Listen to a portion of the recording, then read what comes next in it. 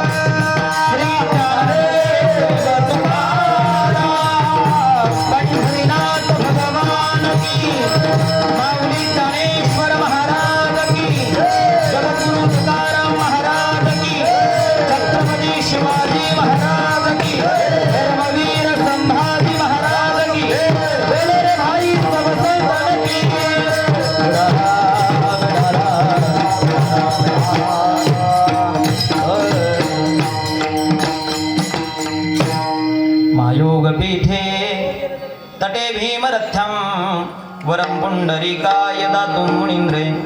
समागत्य तिष्ठन्तमानन्दकन्दं परब्रह्मलिङ्गं भजे पाण्डुरङ्गं। पांडुरंगा कुरु प्रथम नमन दुसरे चरण संतांचिया। त्यांच्या कृपादाने कथेचा विस्तारू बाबाजी सद्गुरू दास तुका।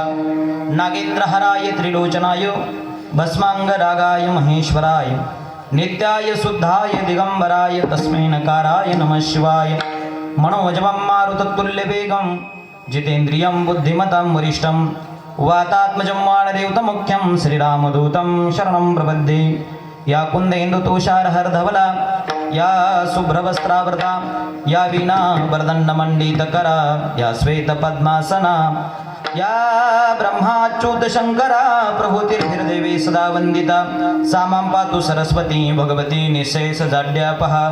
आता अभिनव वाग्विलासिनी जे चातुर्यार्थ कला कामिनी ते शारदा विश्वमोहिनी नमस्कारिणी मिया। नमो ज्ञानेश्वरा निवृत्ती उदारा सोपान देवा। मुक्ताबाई नमो त्रिभुवन पावनी आद्यैत्रे जननी देवाची। मावळवीत विश्वाभासो नवाल उदयला चंडांसु आद्वयाब्जनी विकासु वंदु आता। नमो सद्गुरु तुकया ज्ञानदीपा। नमो सद्गुरु सच्चिदानंद रूपा। नमो सद्गुरु भक्त कल्याण मूर्ती। नमो सद्गुरु भास्करा पूर्ण कीर्ती। गुरुर्ब्रह्मा गुरुर्विष्णु गुरुर्देवो महेश्वरा। गुरुर साक्षात परब्रह्म तस्मै श्री गुरुवे नमः।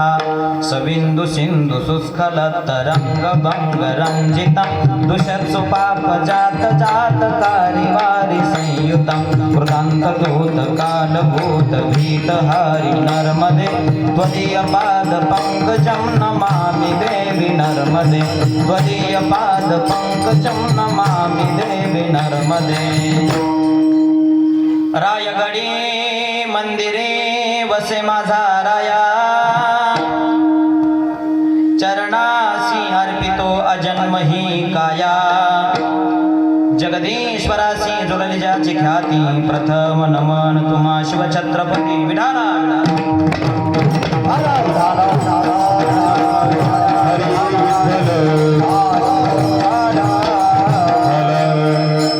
एवढा प्रभू भावे तेने संपुष्टी राहावे। होय भक्ती केला तैसा पूर्वी धरावी ती इच्छा।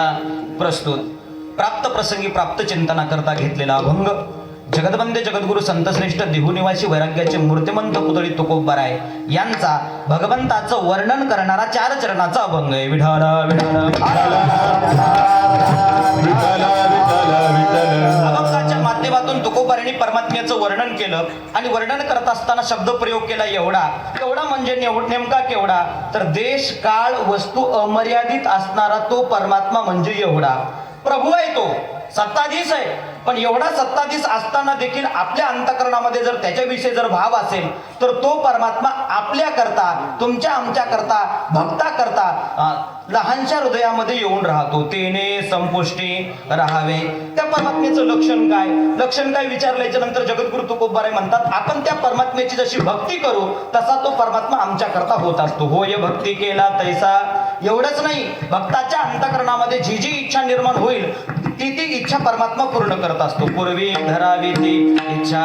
3ऱ्या चरणामध्ये जगद्गुरु तुकोबाराय म्हणतात तसं जर पाहिलं तर या जगामध्ये परमात्मा एवढं दानशूर कोणी नाही महाराज. जगामध्ये जेवढं काही दिलेलं आहे ते सगळं परमात्म्यानंच दिलेलं आहे म्हणून परमात्म्यासारखं जगामध्ये दानशूर कोणी नाही. एवढा जगदानी पण एवढा दानशूर असणारा परमात्मा आपल्या भक्ताकडून अपेक्षा करतो. कशाची अपेक्षा करतो तर तुकोबाराय म्हणतात एका तुळशीच्या पानाची आणि पाण्याची अपेक्षा करतो. तुळशीचं पान आणि पाणी या दोनच गोष्टीची अपेक्षा परमात्मा आपल्याकडून करत असतो. मागे तुळशीदळ पाणी आणि शेवटच्या चरणामध्ये तुकोबाराय म्हणतात तो परमात्मा जाणून घेण्याकरता आमच्याकरता अत्यंत कठीण होता. आम्हाला ओळखू येत नव्हता. का ओळखू येत नव्हता त्याचं कारण तो परमात्मा निर्गुण रूपामध्ये होता. निर्गुण रूपामध्ये असल्यामुळे तो परमात्मा आम्हाला जाणण्यास कठीण होता. मग तो निर्गुण परमात्म्यानं केलं काय तर त्या निर्गुण परमात्म्यानं आकार धारण केला म्हणजे तो आकाराला आल्यामुळे त्या आकाराला सर्व जगांना नावरूप ठेवलं आणि नावरूप ठेवल्यामुळे तो परमात्मा आमच्या करता सोपा झाला. आला नावा रूपा तुका मने झाला सोपा. होय भक्ती केला तैसा पूर्वी धरावी ती इच्छा. विठाला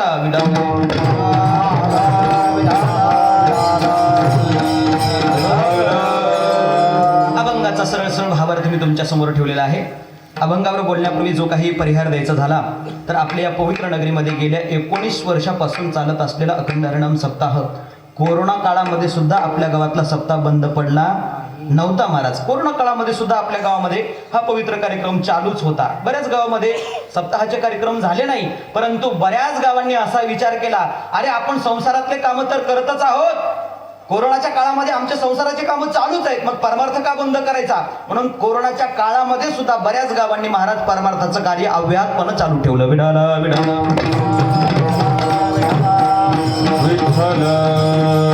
असं पाहिलं तर गाव पारमार्थिक आहे. गावातून औंढा नागनाथला पायीवारी जाते महाराज. आताच पायीवारी करून आले जवळजवळ 200-300 माणसं पायीवारी करून आलेले सामान्य नाही. आणि मी गाव किती पारमार्थिक आहे त्याचा अनुभव सुद्धा घेतलेला आहे. आमच्या गावातून पायीदिंडी आपल्या गावात येत होती पूर्वी काळामध्ये. आल्याच्या नंतर आपल्या गावामधून अन्नदानाचं कार्य सुद्धा घडत होतं आणि अन्नदानाच्या कार्याच्या बरोबर महाराज दिंडी आल्याबरोबर दिंडीचं स्वागत सुद्धा तशाच पद्धतीनं महाराज सगळे भजनी मंडळी एकत्रित येऊन महाराज भजन करत आमच्या दिंडीला गावामध्ये प्रवेश दिला जात होता. याचा अर्थ आहे महाराज गावातले सगळे मंडळी पारमार्थिक आहेत.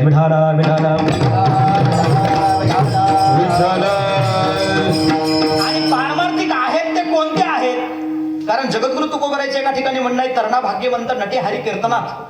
तरुण असून जो परमार्थ क्षेत्रामध्ये आहे तो भाग्यवान आहे. अहो वयस्कर माणसं परमार्थात येतील यात नवल नाही. परमार्थ केला पाहिजे पण कधी केला पाहिजे.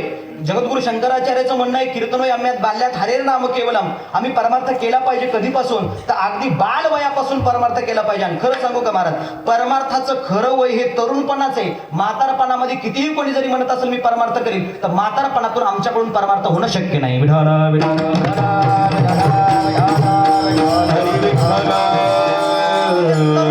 आपल्या गावातील पारमार्थिक मंडळी आहेत. परमार्थ क्षेत्रामध्ये आहेत. अभ्यासक मंडळी आहेत. एवढंच नाही आपल्या गावातून महाराज म्हणजे पारडी ते तीर्थक्षेत्र पंढरपूर पर्यंत पायीवारी करणारे सुद्धा माणसं आहेत. वारकरी आहेत महाराज. पूर्वीच्या काळामध्ये बऱ्याच गावातून बरेच वारकरी महाराज पायी जायचे. आपल्या गावातून पायीवारी सुरू करायचे आणि पंढरपूरला जाऊन थांबायचे महाराज. तसं आजही आपल्या गावातून दोघं तिघं का असेनात महाराज आज आपल्या गावातून पंढरपूरची वारी आहे. याचा अर्थ आहे महाराज गाव सामान्य नाही गाव भाग्यवान आहे. आणखी भाग्यवान कशावरून महाराज आणखी भाग्यवान कशावरून अजून सुद्धा बऱ्याच जणांच्या अंतःकरणामध्ये जिज्ञासा आहे की आपल्याला सुद्धा परमार्थिक ज्ञान अधिकाधिक प्राप्त झालं पाहिजे. आणि या उद्देशाने बऱ्याच आपल्या मुलांनी, आपल्या पाल्यांनी काय केलं, आपल्या मुलांना वारकरी शिक्षण संस्थेमध्ये शिक्षण घेण्याकरता पाठवलेले आहे. कशा करता? कारण हे परमार्थाचं ज्ञान संतांनी आमच्या करता जो खजिना निर्माण केलेला आहे तो खजिना आमच्यापर्यंत पोहोचावा. मग पोहोचायचा कोणा माध्यमातून? वारकरी शिक्षण संस्थेच्या माध्यमातून तो आमच्यापर्यंत पोहोचला पाहिजे. म्हणून बऱ्याच जणांनी आपली मुलं वारकरी शिक्षण संस्थेमध्ये पाठवलेली आहेत. विठाला विठाला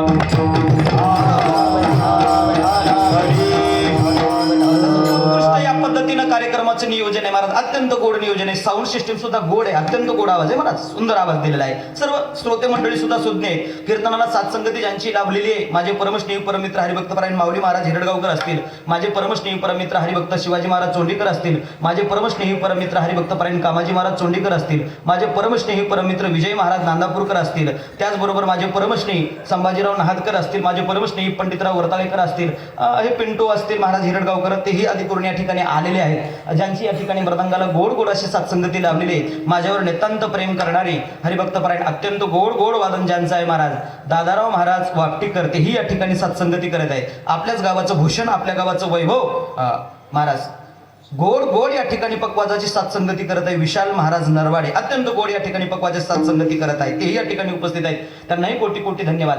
ज्यांची या ठिकाणी विद्यार्थी मंडळी आहेत ते माझे परमस्नेही हनुमान महाराज शिंदे यांच्या वारकरी शिक्षण संस्थेतले महाराज हे जेवढे काही विद्यार्थी मंडळी अत्यंत गोड गोड अशी सुंदर या ठिकाणी पावली खेळत आहेत. त्यांच्याकरता सर्वांनी टाळी वाजवा. अत्यंत गोड परमार्थाला साजेल असं वैभव आज आपल्या गावामध्ये आहे आणि या वैभवाचा आनंद सुद्धा तुम्ही सर्वजण घेतात. विठाला विठाला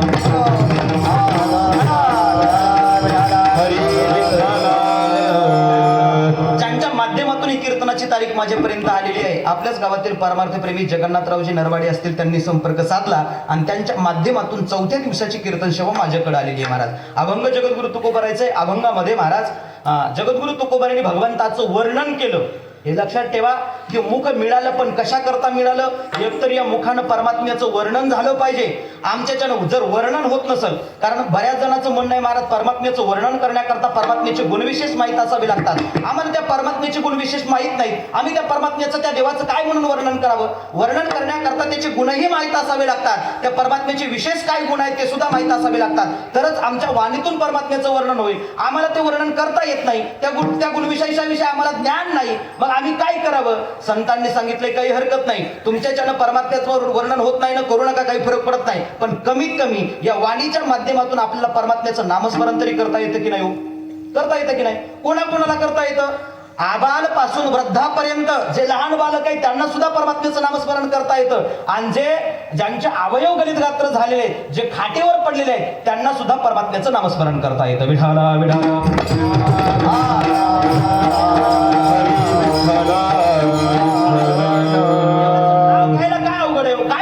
नामसंकीर्तन साधन पण सोपं आहे महाराज, अत्यंत महाराज. आपण कोण्याही वेळेला कधीही महाराज कोण्याही अवस्थेमध्ये भगवंताचं नामस्मरण करू शकतो. आपण अपवित्र जरी असतील तरी आपण परमात्म्याचं नामस्मरण करू शकतो महाराज. इतकंच नाही, आपण अपवित्र अवस्थेमध्ये अपवित्र क्रिया जरी करत असतील तरी आम्ही भगवंताचं नामस्मरण करू. असाल ते करा असाल ते करा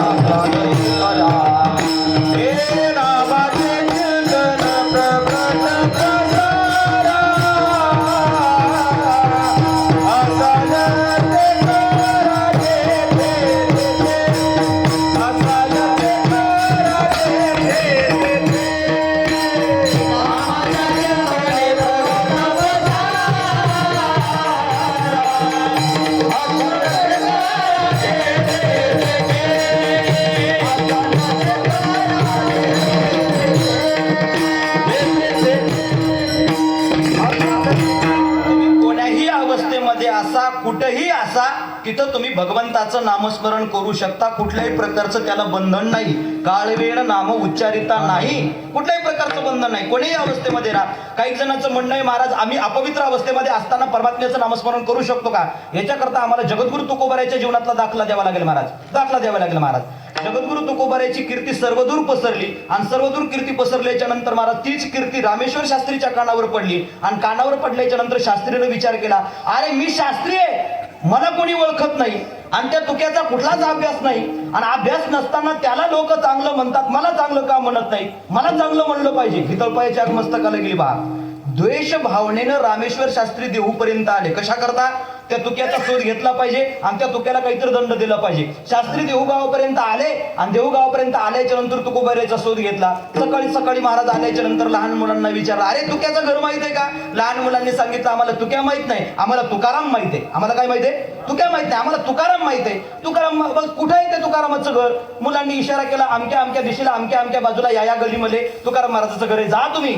शास्त्री तिथपर्यंत आले आणि आल्याच्या नंतर आवाज दिला, ए तुक्या आहेस का घरी? आतून आवाज आला, महाराज घरी नाहीत. महाराज प्रातक्रिया करण्याकरता, शौचक्रिया करण्याकरता बाहेर गेले. शास्त्रीला तो आवाज कानावर पडला आणि कानावर पडल्याच्या नंतर शास्त्री तिथं थांबले नाही. महाराज कोण्या दिशेला गेले? म्हणजे अमक्या अमक्या दिशेला, बहिर दिशेला गेलेला आहे, जा तिकडं. जा म्हटल्याच्या नंतर तळपायाच्या आग मस्तकाला कधी तुकोबाला भेटल आणि कधी दंड देईल महाराज, असं जगद्गुरु अशी अवस्था झाली शास्त्रीची. महाराज कधी भेटावं आणि कधी दंडित करावं. शोध घेत घेत जिथं तुकोबाराय प्रातक्रिया करण्याकरता बसलेले होते तिथपर्यंत आले आणि आल्याच्या नंतर शास्त्रीच्या कानावर शब्द पडले, रामकृष्ण हरी, रामकृष्ण हरी, रामकृष्ण हरी. हे शब्द कानावर पडल्याच्या नंतर शास्त्रीची तळपायाच्या आणखी मस्तकाला गेली. महाराज, अरे हा तुक्या अमंगळ ठिकाणी बसला, अमंगळ अवस्थेमध्ये आहे आणि मंगळ असणाऱ्या परमात्म्याचं नामस्मरण करतोय. कुठं बसलाय? अमंगळ ठिकाणी बसला, अमंगळ अवस्थेमध्ये आहे आणि मंगळ असणाऱ्या परमात्म्याचं नामस्मरण करतोय, याला अधिकार नाही आणि या ठिकाणी भगवंताचं नामस्मरण करतोय. रागानं महाराज तुकोबाराची क्रिया आटोपली. तुकोबाराची क्रिया आटोपल्याच्या नंतर तुकोबाराला बोलवलं, का रे तुक्या, तुला एवढंही कळत नाही? स्वतः तर असं वर्णन करतो की वेदाचा अर्थ आम्हालाच माहित आहे, आम्हीच वेदाचा अर्थ लोकांना सांगावं, असं तू वर्णन करतोस आणि अमंगळ ठिकाणी बसल्याच्या नंतर काय करावं हे तुला कळत नाही, तुला कळत नाही. म्हणले काय केलं पाहिजे? अरे अमंगळ ठिकाणी मंगळ असणाऱ्या भगवंताचं नामस्मरण करू नये. कोण सांगताय? शास्त्री सांगतात, शास्त्री सांगतात. त्यावेळी जगद्गुरु तुकोबाराय म्हणतात, काय करावं? माझी माझ झाली अनावर माझ्या, माझी माझ झाली अनावर माझ्या,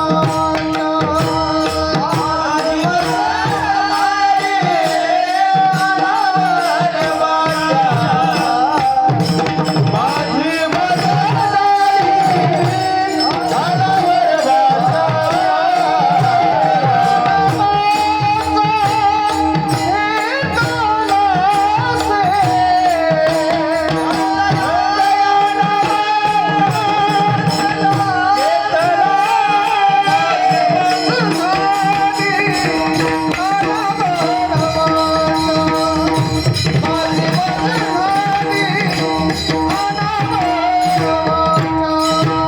माझी माझ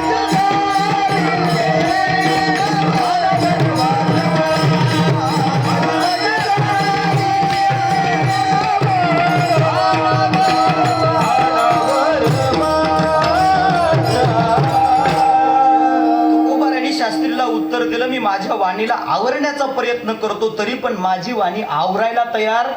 माझी मज झाली अनावर वाचा, छंद या नामाचा घेतला शे. काय करावं हे सांगतो. कशा करता सांगतोय महाराज? ज्या अर्थी आमचे जगद्गुरु तुकोबाराय अमंगळ अवस्थेत अमंगळ क्रिया करत असताना भगवंताचं नामस्मरण करू शकतात, त्या अर्थी तुकोबारायांना सांगायचंय, अरे तुम्ही कोण्याही अवस्थेत असा, कुठलीही क्रिया करत असाल. नाथबाबांनी सुद्धा हरिपाठामध्ये एका ठिकाणी वर्णन केले, सर्व कार्य करता तुम्ही कुठलंही कार्य करा, कुठलंही काम चालू असू द्या महाराज, तुम्ही कोण्याही कार्यामध्ये परमात्म्याचं नामस्मरण करू शकता. विठाला विठाला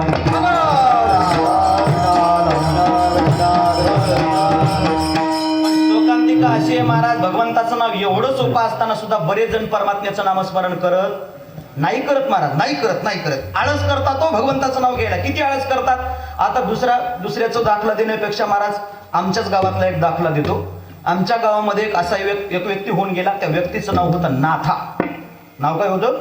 नाथा. अत्यंत आळशी महाराज. किती आळशी? स्वतःला तहान जरी लागली तर पिण्याकरता पाणी घेणार नाही, एवढा आळशी. पण एवढा आळशी असून देखील त्या आळशी नाथाला व्यसन होतं. कशाचं व्यसन होतं तर बिडी ओढण्याचं. आता बिडी ओढण्याचं व्यसन असल्यामुळं महाराज तो सकाळी बिडी ओढायला मिळावी म्हणून गावामध्ये फिरत असे. आता मग आळशी असल्यामुळं जवळ पैसा नाही, मग काय करावं?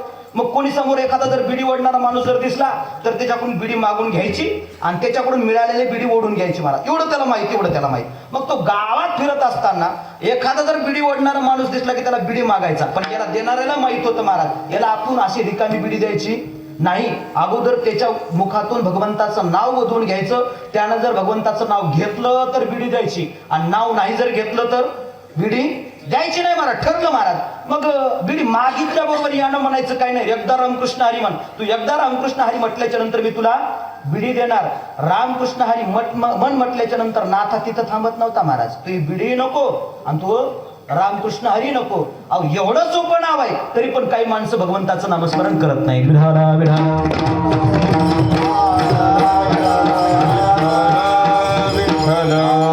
करतात महाराज. अहो कधी कधी आम्हालाही खेद वाटतो. आपण प्रेमानंद बाबाचे व्हिडिओ बघतो ना, उत्तर प्रदेशचे प्रेमानंद बाबा आहेत महाराज, त्यांचे व्हिडिओ बघतो महाराज.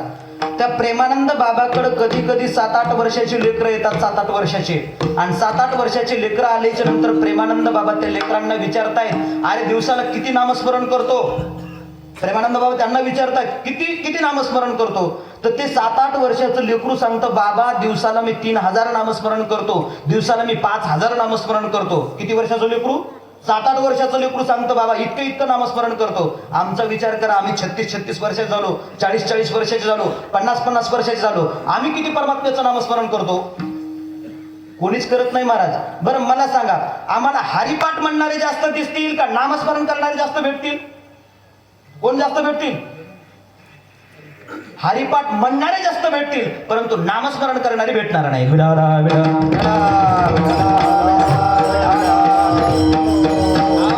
माऊली महावैष्णव ज्ञानोबारायांनी हरिपाठाचं लिखाण केलं कशा करता? माऊली महावैष्णव ज्ञानोबारायांनी हरिपाठाचं लिखाण केलं कशा करता? तुम्हा आम्हाला भगवंताच्या नामाचं महत्व कळावं याच्याकरता हरिपाठाचं लिखाण आहे. माझा म्हणण्याचा उद्देश असा नाही हरिपाठ घेऊ नका असं म्हणत नाही मी महाराज. हरिपाठ घेतलाच पाहिजे, वारकऱ्याची ती नियमावली आहे. काकडा घेतलाच पाहिजे, वारकऱ्याची नियमावली आहे. पण त्या हरिपाठामध्ये जे नामाचं महत्व सांगितलेलं आहे त्या नामाचं महत्व जाणून आम्ही भगवंताचं नामस्मरण सुद्धा केलं पाहिजे. विठाला विठाला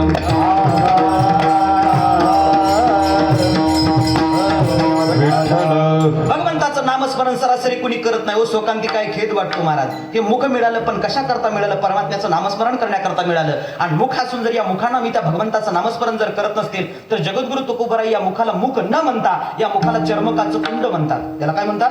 चर्मकाचं कुंड. आता चर्मकाचं कुंड म्हणजे नेमकं काय? माधोमारा चर्मकाचं कुंड म्हणजे नेमकं काय? तर पूर्वीच्या काळी किंवा आताही चांभार लोक आपल्याकडे येतात आणि चांभार लोकांकडे महाराज एक कुंड असतं कातड्याचं आणि त्या कातड्याच्या कुंडामध्ये पाणी ठेवलेलं असतं. कशा करता? कारण जो दोरा असतो चप्पल शिवण्याकरता आणि बूट शिवण्याकरता तो दोरा नरम व्हावा याच्याकरता तो दोरा पाण्यामध्ये बुडवला जातो आणि तोच दोरा चपलीला लावला जातो, तोच दोरा बुटाला लावला जातो आणि बुटाला लागलेला दोरा चपलीला लागलेला दोरा पुन्हा कुठं कुंडामध्ये टाकले जातो. याचा अर्थ काय? आता मला सांगा, तो चपलीला लागलेला दोरा बुटाला लागलेला दोरा जर कुंडामध्ये जर वारंवार जर पडत असेल तर कुंड पवित्र राहील का अपवित्र होईल? काय होईल महाराज? कुंड पवित्र राहणार नाही, ते कुंड अपवित्र होणार. जगद्गुरु तुकोबाराय म्हणतात ज्या मुखानं आपण परमात्म्याचं नामस्मरण करत नाही ते मुख नसून ते चर्मकाचे कुंड आहे. नाम न घ्यायच्याचे तोंड तेची चर्मकाचे कुंड तुकोबारायचे उद्गार आहेत महाराज. याचा अर्थ काय? ते मुख नसून महाराज अपवित्र कुंड आहे. विठाला विठाला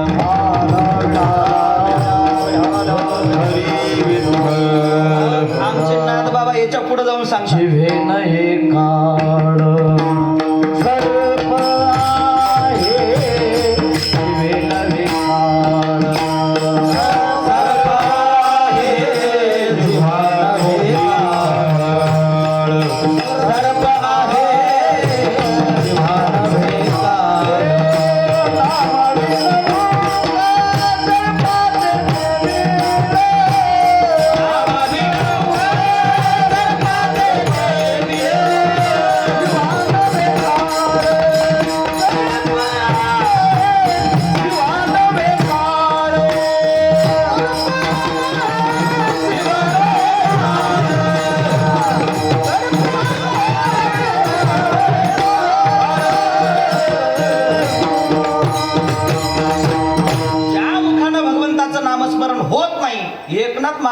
मुखाला सर्पाचं बीळ म्हणतात. नामाविन मुख सर्पाचे ते बीळ, जिव्हा नव्हे, अरे ती जीभ नसून काळ सर्प आहे. काळ सर्प, काळ सर्पाची उपमा देतात महाराज नाथबाबा. कशावरून? कारण मला सांगा, एखाद्या बिळामध्ये जर सर्प राहत असतील आणि त्या सर्पाच्या बिळावर जर आपण पाय ठेवला आणि सर्पानं जर आपल्याला दंश केला, आपण जिवंत राहतील?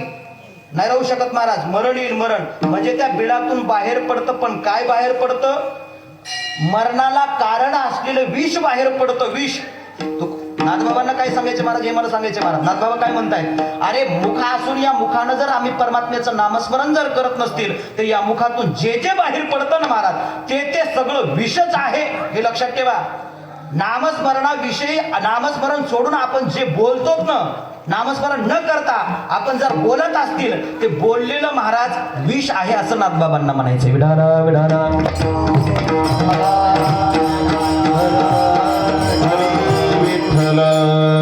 सुभाषितकाराने एका ठिकाणी वर्णन केले महाराज, मुख पवित्र व्हावं असं जर वाटत असेल तर मुखानं परमात्म्याचं नामस्मरण सुद्धा घडलं पाहिजे. मुखम पवित्र येते नामघोष. आम्ही परमात्म्याचा नामघोष केला तर मुख पवित्र होतं, आणि मुख जर आम्ही नामघोष नाही जर केला तर मुख पवित्र होऊ शकत नाही, ते अपवित्र राहतं, अपवित्र राहतं महाराज. मग मुख पवित्र व्हावं असं जर वाटत असेल ना महाराज, मग आम्ही परमात्म्याचं नामस्मरण केलंच पाहिजे. रामकृष्ण हरी, रामकृष्ण हरी. अहो भलेही आमच्याच्यानं वर्षभर परमात्म्याचं नामस्मरण करणं होणार नाही, पण 7 दिवस महाराज या ठिकाणी सप्ताह आहे, 9 दिवस आपल्या गावामध्ये कार्यक्रम आहे, या 9 दिवसापुरतं का होईना आम्ही भगवंताचं नामस्मरण केलंच पाहिजे. कारण भगवान परमात्म्याचं म्हणणं आहे, अरे सगळा वेळ माझ्याकरता देऊ नको, नाही दिला तरी चालतो, कर संसार, खुशाल संसार कर, पण त्या संसारातला थोडासा वेळ, मोठके निमिषभरी दे तू जाय, कमीत कमी थोडा तरी वेळ माझ्या करता दे. आणि लक्षात ठेवा, आपण जर देवा करता वेळ दिला ना तर देव सुद्धा आम्हाला त्याचा वेळ आमच्या करता द्यायला तयार आहे. विठाला विठाला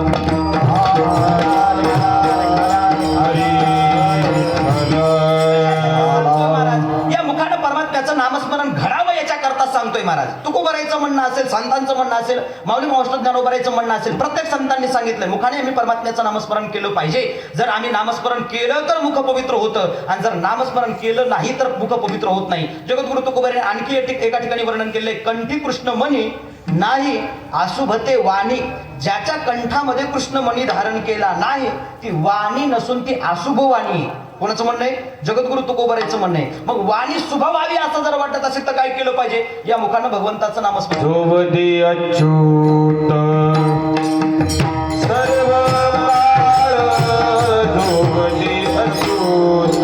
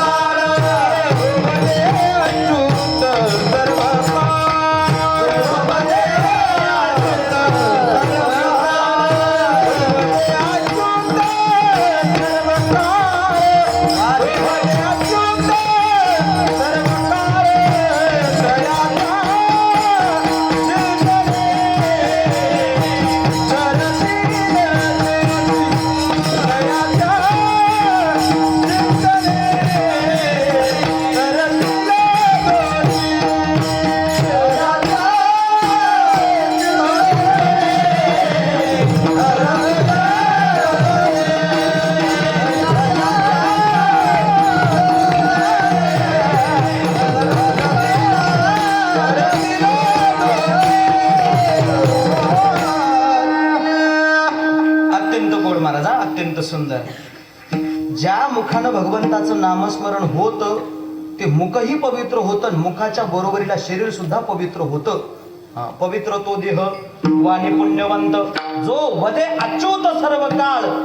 परमात्म्याचं नाव आहे अच्युत महाराज. जो स्वरूप सामर्थ्याला च्युत होऊ शकत नाही त्याला अच्युत म्हणावं. अच्युत म्हटलं जातं महाराज. भगवंताचं नाव आहे अच्युत. मग आपण जर त्या परमात्म्याचं जर नामस्मरण जर करत असतील तर शरीरही पवित्र होतं आणि शरीराच्या बरोबर वाणी सुद्धा पवित्र होते महाराज. हरिपाठामध्ये सुद्धा असं वर्णन केले. हरिपाठ कीर्ती मुखे जरी गाय पवित्रची होय देह त्याचा.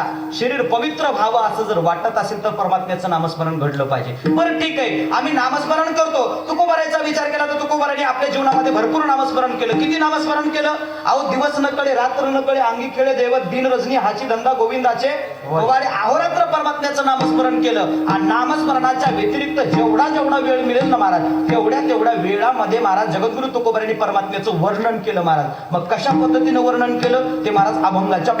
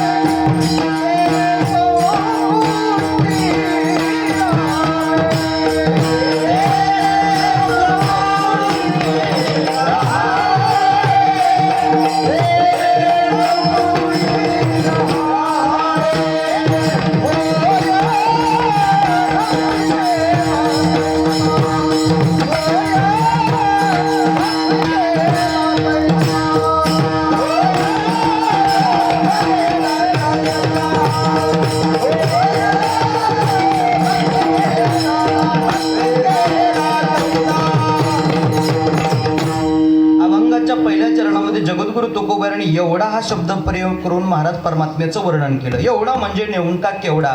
तर मी ओघाओघामध्ये विश्लेषण केलं महाराज. देश काळ वस्तू अमर्यादित. देश अमर्यादित, काळ अमर्यादित आणि वस्तू अमर्यादित. आता देश अमर्यादित म्हणजे काय रे? देश अमर्यादित काय पोरांनो? आता मला सांगा, देव फक्त पारडी गावापुरता मर्यादित आहे का वसमत तालुक्यापुरता? पोरांनो, देव काय फक्त पारडी गावामध्येच आहे का? देव पारडी गावातही आहे, संपूर्ण वसमत तालुक्यामध्ये सुद्धा आहे. बरं मला सांगा, परमात्मा केवळ वसमत तालुक्यापुरताच मर्यादित आहे का? संपूर्ण जिल्ह्यामध्ये एवढंच नाही, संपूर्ण महाराष्ट्रामध्ये एवढंच नाही, संपूर्ण भारतामध्ये. बरं भारतामध्ये परमात्मा आहे, पाकिस्तानमध्ये नाही का? परमात्मा भारतामध्येही आहे आणि परमात्मा पाकिस्तानमध्ये सुद्धा आहे. देश अमर्यादित. आता किती अमर्यादित त्याच्याकरता आमच्या माऊली मावष्ट ज्ञानोबारांनी उदाहरण दिलं महाराज. आकाशाचं आकाश के नाही. माऊली मावष्ट ज्ञानोबारांनी प्रश्न केलेला आहे महाराज, आकाश कुठं नाही हो? द्या हरिभक्त परायण आमचे परमस्नेही परममित्र, माझ्यावर नितांत प्रेम करणारे बालू मानकरी कुरुंदकर यांचे या ठिकाणी आगमन झालेले आहे. त्याचबरोबर माझ्यावर नितांत प्रेम करणारे मस्के सर असतील, त्यांचंही या ठिकाणी प्रेम झालेले आहे. त्यांना दोघांनाही कोटी कोटी धन्यवाद देतो. विढाला विढाला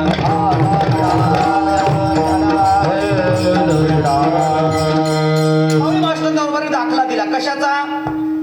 आकाशाचा दाखला दिला. आकाश म्हणजे काय रे? आकाश म्हणजे काय? आकाश म्हणजे काय कोणाला माहिती आहे? आकाश म्हणजे काय? नाव विचारत नाही बरं कुणाचं. आकाश या शब्दाचा अर्थ होतो पोकळी, रिकामी जागा. लक्षात ठेवा, आकाश म्हणजे पोकळी, आकाश म्हणजे रिकामी जागा. माऊली मावष्ट ज्ञानोबारायचं म्हणणं आहे, पोकळी कुठं नाही, रिकामी जागा कुठं नाही, रिकामी जागा सर्वच ठिकाणी आहे. पण काही जणांनी म्हटलं महाराज तुम्ही म्हणता रिकामी जागा सगळ्या ठिकाणी आहे, पण रिकामी जागा या भिंतीमध्ये नाही ना, रिकामी जागा भिंतीमध्ये नाही. तर मी त्यांना उत्तर दिलं, भिंतीमध्ये सुद्धा रिकामी जागा आहे. तुम्ही जर खिळा जर ठोकला तर भिंतीमध्ये खिळा घुसतो. ज्या अर्थी भिंतीमध्ये खिळा घुसतो त्या अर्थी भिंतीमध्ये सुद्धा रिकामी जागा आहे, भिंतीमध्ये सुद्धा आकाश आहे. आणखी एक जण म्हणला ठीक आहे महाराज तुम्ही म्हणता भिंतीमध्ये आकाश आहे, पण माझ्या दृष्टिकोनातून आणखी एक ठिकाण आहे. म्हटलं कुठलं ठिकाण? पहार सब्बल माहिती आहे आपल्याला, सब्बल पहार, विहीर खोदायची पहार, त्या पहारीमध्ये आकाश नाहीये. मी सांगितलं काही हरकत नाही, तुझं मन नाही ना पहारीमध्ये आकाश नाही, पहारीचं एक टोक तापव आणि दुसऱ्या टोकाला हात लाव. मला सांगा, एक टोक तापवल्याच्या नंतर दुसऱ्या टोकाला हात लावल्याच्या नंतर गार राहतं का गरम होतं? दुसरं टोक गरम होतं.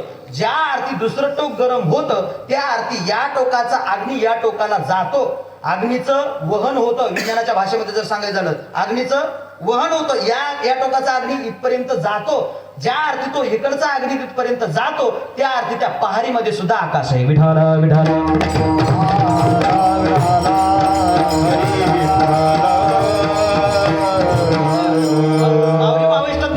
म्हणतात ज्या पद्धतीनं आकाश कुठं नाही, आकाश ज्या पद्धतीनं सर्व ठिकाणी आहे त्याच पद्धतीनं परमात्मा सुद्धा सर्व ठिकाणी आहे. विठ्ठल जाणे जाणे भरला रे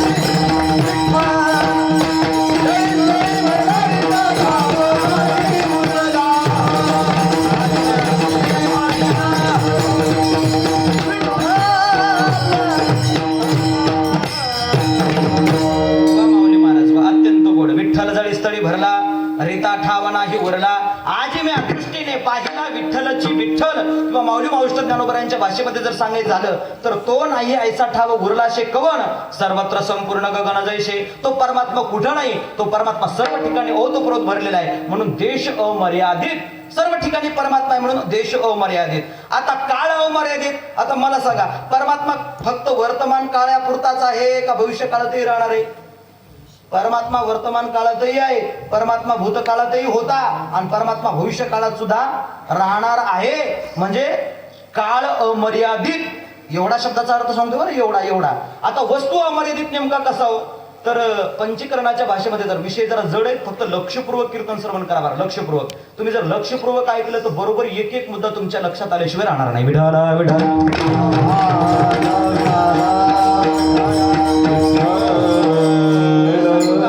कीर्तनातून हे ऐकायचं नाही, मग बाकीचं काय ऐकायचं? अहो संतांनी आमच्या करता एवढी आटापिटा करून महाराज आमच्या करता हे सगळं निर्माण केले, खजिना निर्माण करून ठेवलाय. तो संतांचा खजिना सोडून आम्ही संसाराच्या गोष्टीची अपेक्षा करतो. कुठं? कीर्तनाच्या माध्यमातून. अहो जर हे जर ऐकत नसतील तर बाकीचं ऐकून महाराज काही सुद्धा उपयोग होणार नाही. विठाला विठाला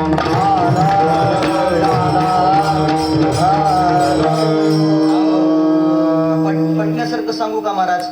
ज्या वेळेस शास्त्रीय लोकांनी जगद्गुरु तुकोबाऱ्याला सांगितलं, हे बघ तुक्या, हा तुझा गाथा आम्ही स्वीकार करणार नाही, हे गाथा आताच्या आता इंद्रायणीच्या डोहामध्ये बुडव.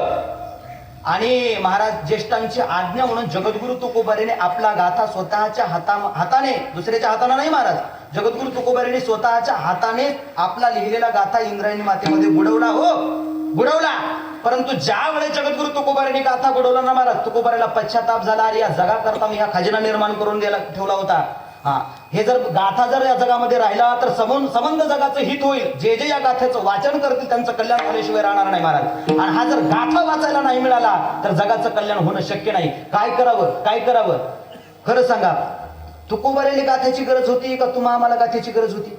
कोणाला गरज होती महाराज? जगद्गुरु तुकोबारायला गाथ्याची गरज नाही. काय गरज आहे महाराज? पंचम वेद निर्माण करणारे जगद्गुरु तुकोबाराय, वेदाचा अर्थ त्यांना सगळं काही कळत होतं. मग कळत असताना त्यांना गाथ्याची गरज नाही. बुडवलाय गाथा, पण जगा करता गाथा वर आला पाहिजे म्हणून आमच्या जगद्गुरु तुकोबारायांनी जगा करता 13 दिवस उपोषण केलं. किती दिवस?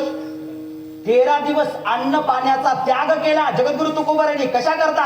अरे तो गाथा तुमच्या आमच्यापर्यंत पोहोचावा याच्या करता 13 दिवस उपोषण केल्याच्या नंतर महाराज जगाच्या मालकाला काळजी वाटल्याच्या नंतर जगाचा मालक इंद्रायणी मातेच्या डोहातला बुडवलेला गाथा वर घेऊन येतात आणि जगद्गुरु तुकोबारायांच्या स्वाधीन करतात. कशा करता? तुकोबारायांनी अनाशिन व्रत केलं महाराज. 13 दिवस उपवास केला, तुमच्या आमच्या करता केला. आणि त्या गाथ्यातलं जर आम्हाला ऐका वाटत नसेल, आम्हाला जर माथ्यातलं ऐका वाटत असेल तर महाराज आमच्यासारखी मूर्ख आम्हीच आहोत.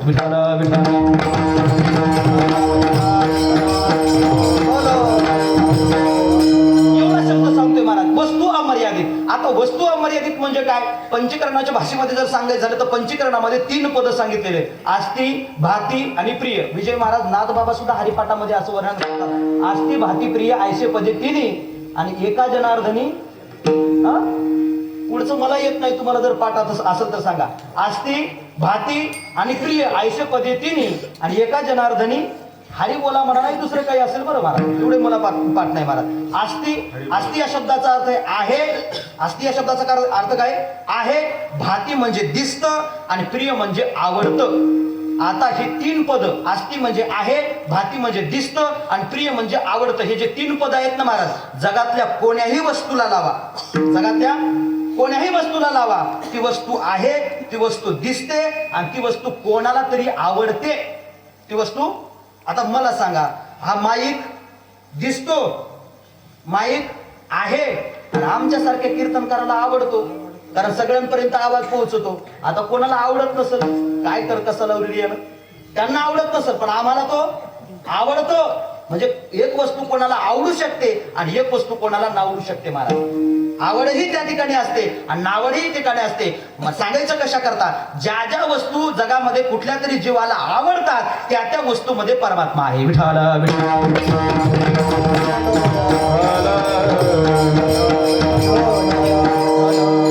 लक्षात आली ना? आस्ती, भाती आणि प्रिय या 3 पदाच्या माध्यमातून परमात्मा सगळ्या वस्तूमध्ये, जगामध्ये जेवढ्या काही वस्तू असतील त्या प्रत्येक वस्तूमध्ये परमात्म्याचा अंश आहे महाराज. म्हणून वस्तू अमर्यादित एवढा. बरं, एवढा म्हणजे नेमका केवढा हो? एवढा म्हणजे नेमका केवढा? तो परमात्मा किती व्यापक आहे, किती व्यापक आहे? त्याचं व्यापक पण जगद्गुरु तुकोबारायांनी वर्णन केले महाराज. जगद्गुरु तुकोबाराय त्याचं व्यापक पण वर्णन करत असताना एका ठिकाणी असं अभंग ठेवतायत की आपल्याला उपमा देतात. कशाची? उंबराच्या झाडाची. उंबराचं झाड आपण प्रत्येकानं बघितलेलं. उंबराच्या झाडाला फळ लागतात की नाही? फळही लागल्या जातात. मला सांगा, उंबराच्या झाडाचं जर फळ परिपक्व झालं आणि ते परिपक्व फळ जर आम्ही फोडलं तर आतमध्ये काय निघतात? बारीक बारीक किडे निघतात. जगद्गुरु तुकोबाराय म्हणतात त्या किड्याला वाटतं जेवढा उंबराचा आकार आहे ना तेवढंच ब्रह्मांड आहे. उंबरातील कीटका ह्याची ब्रह्मांडे ऐसे देखा. उंबरातल्या कीटकाला वाटतं, काय वाटतं? अरे ब्रह्मांड एवढंच आहे, याच्या पलीकडे ब्रह्मांडच नाही. तो तसा विचार करतो. पण जगद्गुरु तुकोबाराय त्याला म्हणतात, अरे त्या उंबराच्या झाडाला अशी कितीतरी फळं आहे. उंबराच्या झाडाला एक फळ आहे का? असे कितीतरी फळ आहे. तुकोबाराय तिथंही थांबत नाहीत महाराज. अरे असे कितीतरी उंबराचे झाड आहेत, त्या झाडांचा विचार करा. म्हणजे झाड किती व्यापक आहेत. तुकोबाराय म्हणतात नुसते झाड नाहीत, उंबराचे वनच्या वन आहेत, वनच्या वन आहेत. हे परमात्म्याचं व्यापक पण सांगतोय महाराज. परमात्मा इतका व्यापक आहे महाराज. तुमच्या आमच्या दृष्टिकोनातून आपल्याला वाटतं जेवढी पृथ्वी माता आहे तेवढंच जग आहे. आपल्या दृष्टिकोनातून जेवढी पृथ्वी माता आहे तेवढंच आपल्याला जग वाटतं. परंतु महाराज जग एवढं संकुचित नाही, जग फार व्यापक आहे. त्या व्यापकाचं मोजमाप आपण तुम्ही आम्ही करू शकत नाही. विठाला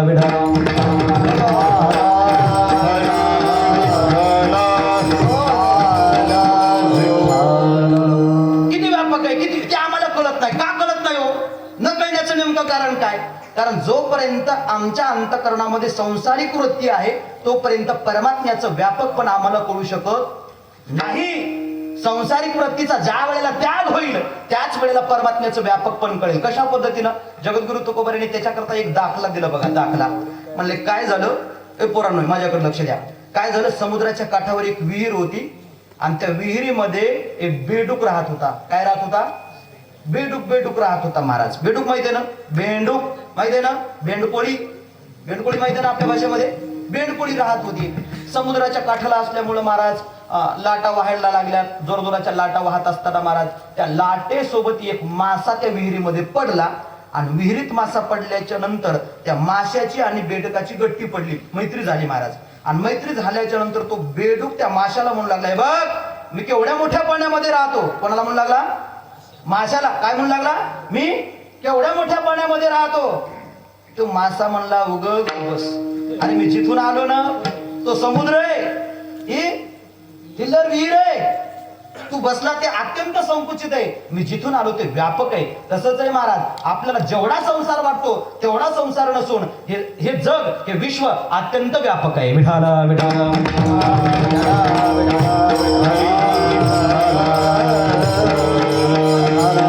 परमात्म्याचा व्यापकपण किती आहे महाराज. जगद्गुरु तुकोबारांनी त्याच्याकरता आम्हाला सांगितले महाराज, जगाच्या मालकाच्या उदरामध्ये अनंत ब्रह्मांड आहेत. अनंत ब्रह्मांडे अवतारी आणि हा बालक सागरी नवलते बजते बले नकडे कानो बांधुने अनंत ब्रह्मांडे अवतारी आणि हा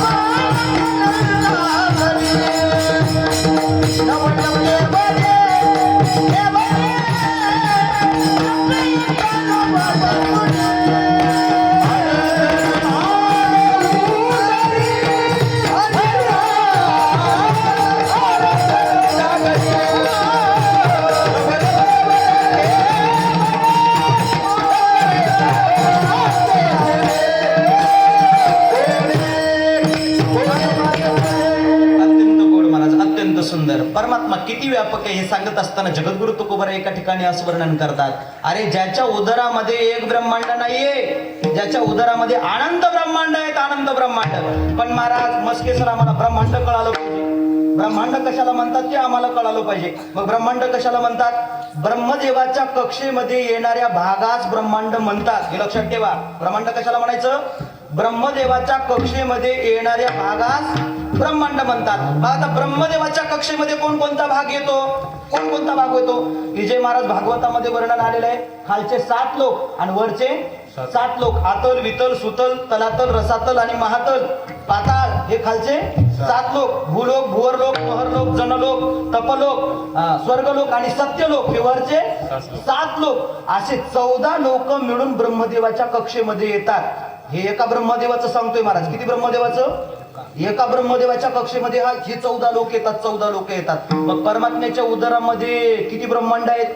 अनंत आहेत. ज्या ब्रह्मांडाचा आपण मोजमाप करू शकत नाही तेवढे ब्रह्मांड. याचा अर्थ असा आहे, या जगामध्ये, या विश्वामध्ये केवळ एक ब्रह्मदेव नसून ब्रह्मदेव सुद्धा अनंत आहेत महाराज. विठाला विठाला.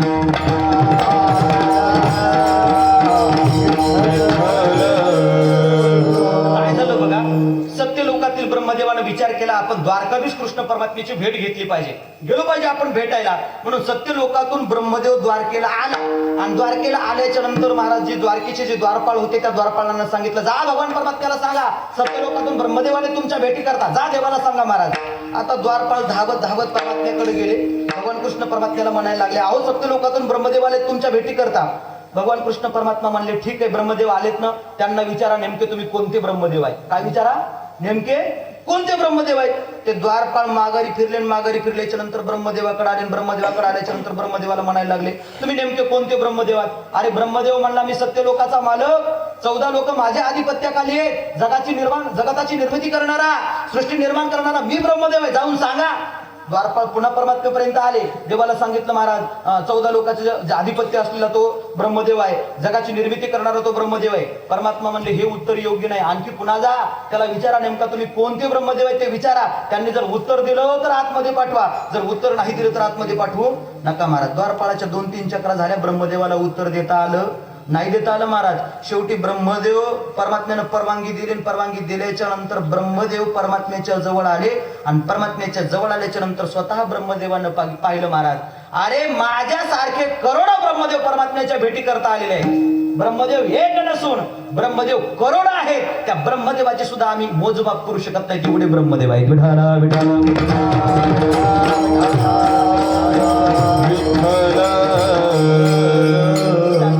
महाराज काही ब्रह्मदेव 2 मुखाचे, काही ब्रह्मदेव 3 मुखाचे, काही ब्रह्मदेव पंचमुखाचे, काही ब्रह्मदेव 8 मुखाचे, काही ब्रह्मदेव 8 मुखाचे. काही ब्रह्मदेवाचे मस्तक कमी झाले. त्याचं कारण त्यांचं आणि भगवान शंकराचं भांडण झालं आणि भांडण झाल्याच्या नंतर भगवान शिवशंकरांनी ब्रह्मदेवाच्या मस्तकाचं हनन केलेलं आहे, म्हणून काही ब्रह्मदेवाचे मस्तक कमी झालेले आहेत. हे लक्षात ठेवा. फक्त या विश्वामध्ये केवळ एक ब्रह्मांड नसून अनंत ब्रह्मांड आहेत, पण ते कुठं आहेत? परमात्म्याच्या उदरामध्ये आहेत, पोटामध्ये आहेत महाराज, पोटामध्ये आहेत. ते कधी कोणी पाहिले तर त्याच्याकरता महाराज भागवतामध्ये दृष्टांत आलेला आहे, किंवा माऊली मास्टर ज्ञानोबारांनी सुद्धा त्याचं वर्णन केलंय. मागा बाळपणी येणे श्रीपती, एक वेळा खादली होती माती, ते कोपोनिया हाती यशोदा धरिली, मग भेणे जैसे मुखी झाडा द्यावायची निमिषे, 14 ही भुवने सावकासे दाविले तिये. काय झालं म्हणले, एकदा यमुनेच्या काठावरती बालकृष्ण परमात्म्याने माती खाल्ली आणि माती खाल्ल्याच्या नंतर काही गोपाळ तक्रार घेऊन यशोदा मैयाकडे आले आणि यशोदा मैयाकडे आल्याच्या नंतर मैयाला सांगितलं, मैया कानानं माती खाल्ली. बळीराम दादाने सांगितलं, हो मैया मी बघितलं कानाने माती खाल्ली. त्यावेळेस यशोदा मैयाने हातामध्ये काठी घेतली आणि काठी घेतल्याच्या नंतर बालकन्हैयाला विचारलं, का रे कृष्णा माती खाल्ली का? भगवंतानं सांगितलं, आई मी माती खाल्ली नाही खाल्ली म्हटल्याच्या नंतर महाराज मातीनं भरलेलं तोंड दिसलं यशोदा मैयाला आणि भरलेलं तोंड दिसल्याच्या नंतर महाराज यशोदा मैयाने काठी उगारली आणि उगारल्याच्या नंतर भुवनाच्या पोटी 14 दे, भुवनाच्या पोटी 14 दे,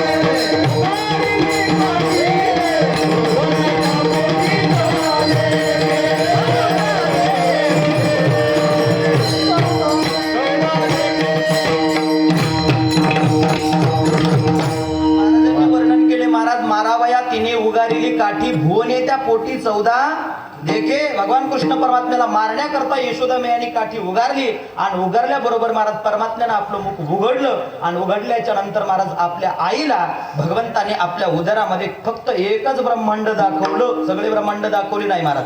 भुवने त्या पोटी 14 देखे, 14 भुवन यशोदा मैयाने परमात्म्याच्या उदरामध्ये बघितलं. महाराज तुकोबराय म्हणतात परमात्म्याच्या उदरामध्येच अनंत ब्रह्मांड नाहीये, परमात्म्याच्या अंगावर जेवढे केस आहेत ना महाराज तेवढ्या एका केशावर अनंत ब्रह्मांड आहेत. किती अनंत ब्रह्मांड आहेत? कुठं? केशावर. मग आता तो विराट परमात्मा आहे, त्या विराट परमात्म्याच्या अंगावर केश आहेत आणि प्रत्येक एका केसावर अनंत ब्रह्मांड आहेत. आता बरं जाऊ द्या, देवाचं सोडून द्या, मला सांगा आपल्या अंगावर किती केश आहेत रे पोरांनो? आपल्या अंगावर किती केश आहेत माहिती आहे? आपल्या अंगावर काय, आपल्या अंगावरचे केस माहित नाही. आता उद्या कसं जमल, कशी स्पिरिट होईल? कमीत कमी आपल्या अंगावरचे केस माहिती पाहिजे ना राव. अवघड आहे. कोण पोरगी द्यावी? अंगीची या रोमा किती, आपल्या अंगावर किती रोम आहेत आपल्याला माहित असले पाहिजे ना महाराज. तुम्ही मोजले नाही आणि मी मोजले नाही महाराज, पण शास्त्र सांगतं मनुष्याच्या अंगावर 3.5 कोटी केस आहेत. किती? 3.5 कोटी केस आहेत, 3.5 कोटी. मग विचार करा भगवंताच्या अंगावर सुद्धा 3.5 कोटी केस आहेत. किती? 3.5 कोटी. मग एका केसावर जर अनंत ब्रह्मांड लोंबकळत असतील तर मग किती ब्रह्मांड होतील? किती ब्रह्मांड होतील? मोजमाप करता येईल? महाराज करता येत नाही महाराज. अनंत ब्रह्मांडे एक रोमे ऐसे धेंडे जगद्गुरु तुकोबरायचं म्हणणं आहे. परमात्मा एवढा व्यापक आहे. मला व्यापक पण सांगायचे महाराज. देव किती व्यापक आहे त्या व्यापकाचं मोजमाप तुम्ही करू शकत नाही एवढा व्यापक आहे. विठाला विठाला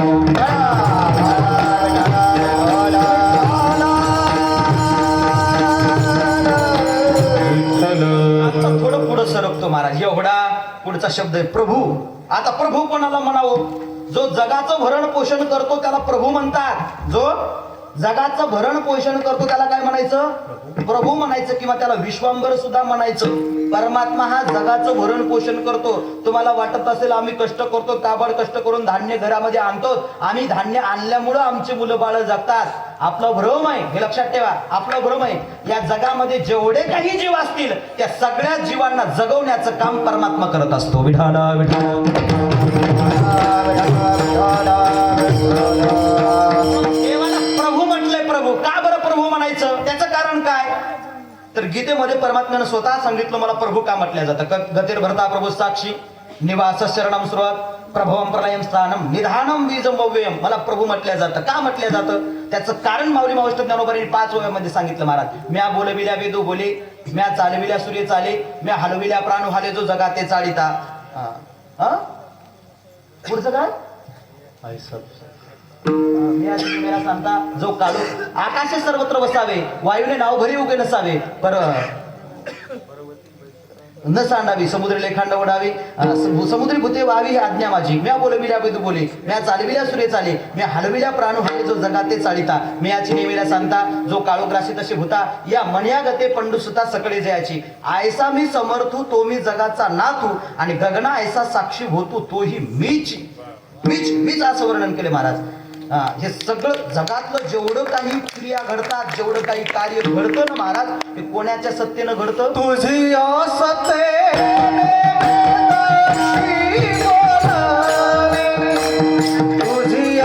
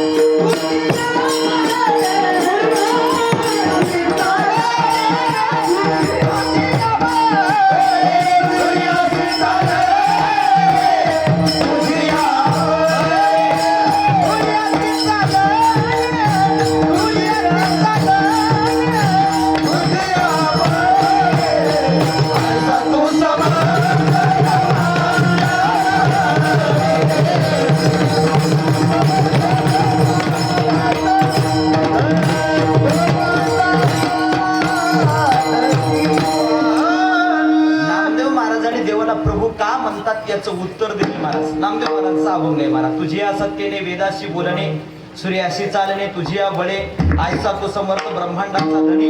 वर्म हे जाणूनी शरण आलो, नामा म्हणे काही न चले साचार. पुढे शब्द प्रयोग केलाय महाराज. प्रभू तू निर्धार पांडुरंगा. प्रभू शब्द प्रयोग केला महाराज. प्रभू, देवाला प्रभू का म्हणायचं? जगामध्ये महाराज जेवढ्या काही क्रिया घडतात त्या कोणाच्या सत्तेमुळं चाले हे शरीर? कोणाचे असत्य? कोण बोलवितो हरिवीन देखावी ऐकवी एक नारायण तयाचे भजन. वृक्षाची पाने हालेजाची सत्ता. अरे आम्हाला वाटतं आम्ही करायलो, आम्ही केलं म्हणून झालं. आमचा भ्रम आहे. संतांनी आम्हाला सांगितले तुमच्यामुळे झालं नाही, देवामुळे झालं. वृक्षाचं पान सुद्धा त्याच्या सत्तेशिवाय हलवू शकत नाही. असा विचार करा. मग राहिली अहंता मग कुठे? आपल्या ठिकाणी अहंकारच राहणार नाही महाराज. 21 स्वर्गाते धरिले सत्ता मात्रे जेणे हे विश्व निर्मिले, महर्षी देवा संस्था केली. आणि 21 स्वर्गाते धरिले सत्ता मात्रे आपुलिया. जगामध्ये जेवढ्या काही क्रिया घडतात त्या भगवंताच्या सत्तेमुळे घडतात. म्हणून परमात्म्याला प्रभू म्हटलं जातं महाराज. विठाला विठाला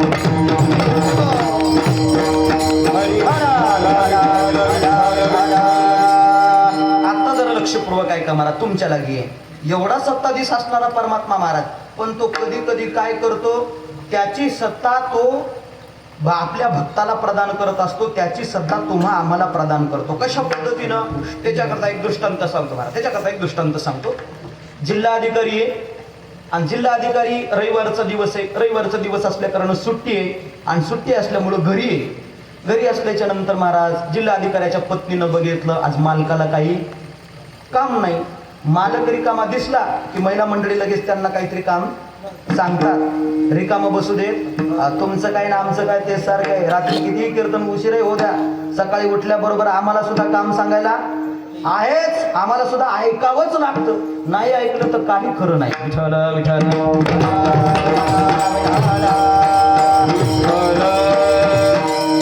साहजिक आहे महाराज, त्यांच्यावर कामाचा लोड भरपूर आहे.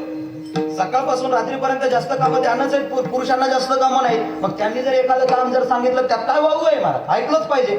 जिल्हाधिकाऱ्याच्या पत्नीनं महाराज आपल्या मालकाला विचारलं का हो आज रविवार आहे? हो म्हटलं आज रविवार आहे. आज तुम्हाला सुट्टी? हो मला आज सुट्टी आहे. मग माझं एक काम करा. म्हटले कुठलं काम करायचंय? म्हटले काही नाही, आपला हा 4 वर्षाचा बाळ आहे ना, हे आजच्या दिवस तुम्ही सांभाळा. ते म्हणलं त्यात काय अवघड आहे? झेल्याचा कारभार बघतो आणि 4 वर्षाच्या लेकराला सांभाळलं काय अवघड आहे? सांभाळतो म्हणलं, काही काळजी करू नको, जा बिनधास्त, तुला कुठं जायचं तिथं जा महाराज. संधी मिळाल्याच्या नंतर महाराज तो 4 वर्षाचं बाळ महाराज आपल्या मालकाच्या ताब्यात दिलं आणि ती जिल्हाधिकाऱ्याची पत्नी बाहेर कामा करता निघून गेली. आता निघून गेल्याच्या नंतर घरामध्ये ते 4 वर्षाचं लेकरू आणि त्याचा बाळ घरामध्ये. आता मग महाराज लेकरानं आपल्या बापाकडे हट्ट धरला, बाबा बाबा मला घोडा पाहिजे. काय पाहिजे? बाबा बाबा मला घोडा पाहिजे. आता जिल्हाधिकारी म्हटल्याच्या नंतर काय कमी हो त्याच्याकडे? पैशाला काय कमी महाराज? लगेच सेवकाला बोलवल्याच्या नंतर सांगितलं जा मार्केटमध्ये सुंदर असा काचेचा घोडा घेऊन ये. तो सेवक महाराज मार्केटमध्ये गेल्याच्या नंतर महाराज आपल्या मालकाने जे सांगितलंय महाराज त्या पद्धतीने त्या सेवकाने सुंदर असा काचेचा घोडा आणला आणि मालकाच्या समोर ठेवला. आता मालकाच्या समोर ठेवल्याच्या नंतर त्या बाळाला दाखवलं, हे बघ तुझ्याकरता काचेचा घोडा आणलेला आहे. तो काचेचा घोडा त्या बाळाने बघितला आणि काचेचा घोडा बघितल्याच्या नंतर ते 4 वर्षाचं लेकरू म्हणतं, बाबा मला हा घोडा पाहिजे. नाही पाहिजे मला घोडा, आणखी मला दुसरा घोडा घेऊन या महाराज. आता याला काही पैशाची कमी नाही महाराज. लगेच सेवकाला बोलवल्याच्या नंतर सांगितलं जा ओरिजिनल घोडा घेऊन ये. महाराज ओरिजिनल घोडा आणला हो सेवकाने, ओरिजिनल आणला आणि मुलाला दाखवलं, हे बघ तुझ्याकरता घोडा आणला. त्या मुलानं सांगितलं, बाबा मला हा पण घोडा पाहिजे नाही. म्हणले अरे हा घोडा आहे, ओरिजिनल घोडा आहे. नाही म्हणले हा घोडा नाही पाहिजे, मला दुसरा घोडा पाहिजे. लगेच महाराज जिल्हाधिकाऱ्याने सोनाराला फोन लावला. कोणाला? सोनाराला. तुम्ही म्हणसाल महाराज जरा विचार करून बोला, तुम्हालाही द्यायचं नाही आणि मलाही द्यायचं नाही महाराज.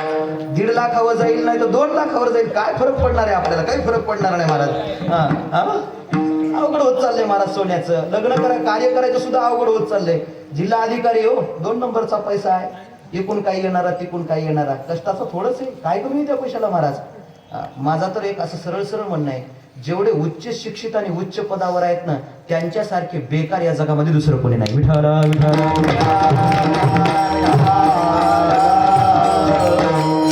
जे शिकून ज्यांना नोकरी लागली नाही ते बेकार नाहीये. शिकून ज्यांना नोकरी लागली नाही ते बेकार नाहीयेत. जे भरपूर शिकले, उच्च पदावर गेले आणि उच्च पदावर जाऊन महाराज जे जनतेचं शोषण करतात त्यांच्यासारखं बेकार या जगामध्ये कुणी नाही. किती शोषण करावं, किती शोषण करावं. अहो ज्यांना महिन्याला 80 हजार, लाख रुपये, 1.5 लाख रुपये पगार आहे त्या अधिकाऱ्यांनी सुद्धा महाराज ज्याचं वर्षाला कुठे 1 लाख रुपये उत्पन्न आहे त्याच्याकडून 500 रुपयाची अपेक्षा करावी. 500 रुपयाची. तलाठी असेल, ग्रामसेवक असेल, जर शेतकऱ्याचं जर काही काम पडलं तर महाराज 500 रुपये घेतल्याशिवाय काम करत नाही. अरे तुम्हाला पगार आहे, लाख रुपये पगार घेता तुम्ही सरकारचा आणि ज्याची वर्षाला 1 लाख रुपये कमी आहे त्याच्याकडून 500 हजाराची अपेक्षा करता महाराज. मग बेकार कोण?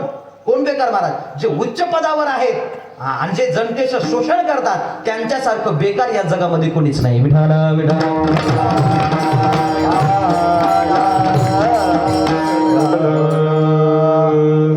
या 2-4 दिवस दिवसामध्ये मोबाईलवरती आपली एक फाईल आली महाराज, एपिस्टेल फाईल. तुम्ही बघा म्हणजे भयंकर प्रकार आहे महाराज, भयंकर प्रकार. जगामध्ये जेवढे उच्च पदावरचे लोक आहेत ना महाराज, जगावरचे जेवढे उच्च पदावरचे लोक आहेत ना महाराज, त्यांचे जिथे सगळा बायोडाटा आहे, त्यांनी काय काय कार्य केले त्यांच्या जीवनामध्ये ते जर बघितलं ना महाराज आपण त्यांना मानणार सुद्धा नाही, केवढ्याही पदावर असू द्या. इतके तुच्छ कार्य त्यांनी केलेले आहेत महाराज. हे कशा करता सांगतोय महाराज, संपत्ती माणसाला भरकटल्याशिवाय राहत नाही. संपत्ती जर जास्त झाली ना महाराज, ती संपत्ती वाम मार्गाकडे आपल्याला घेऊन जात असते. म्हणून जीवनामध्ये जास्त संपत्ती कमवायच्या मागे लागू नका महाराज. कोट्यावधी रुपये आहेत महाराज जगामध्ये. अव्वल ज्यांचा क्रमांक आहे श्रीमंतीमध्ये, अव्वल क्रमांक आहे, ते सुद्धा भरकटले हो. लहान लहान लेकरांना मारून त्यांचं मांस शिजवून खाणं, इतका प्रकार त्यांनी केलेला आहे महाराज, इतका प्रकार केलेला आहे. मग सांगा बेकार कोण आणि चांगलं कोण? अरे ज्याच्या घरामध्ये खायची व्यवस्था नसू द्या, पण ज्याचं आचरण चांगलं आहे तो जगामध्ये सगळ्यात श्रेष्ठ आहे. विठाला विठाला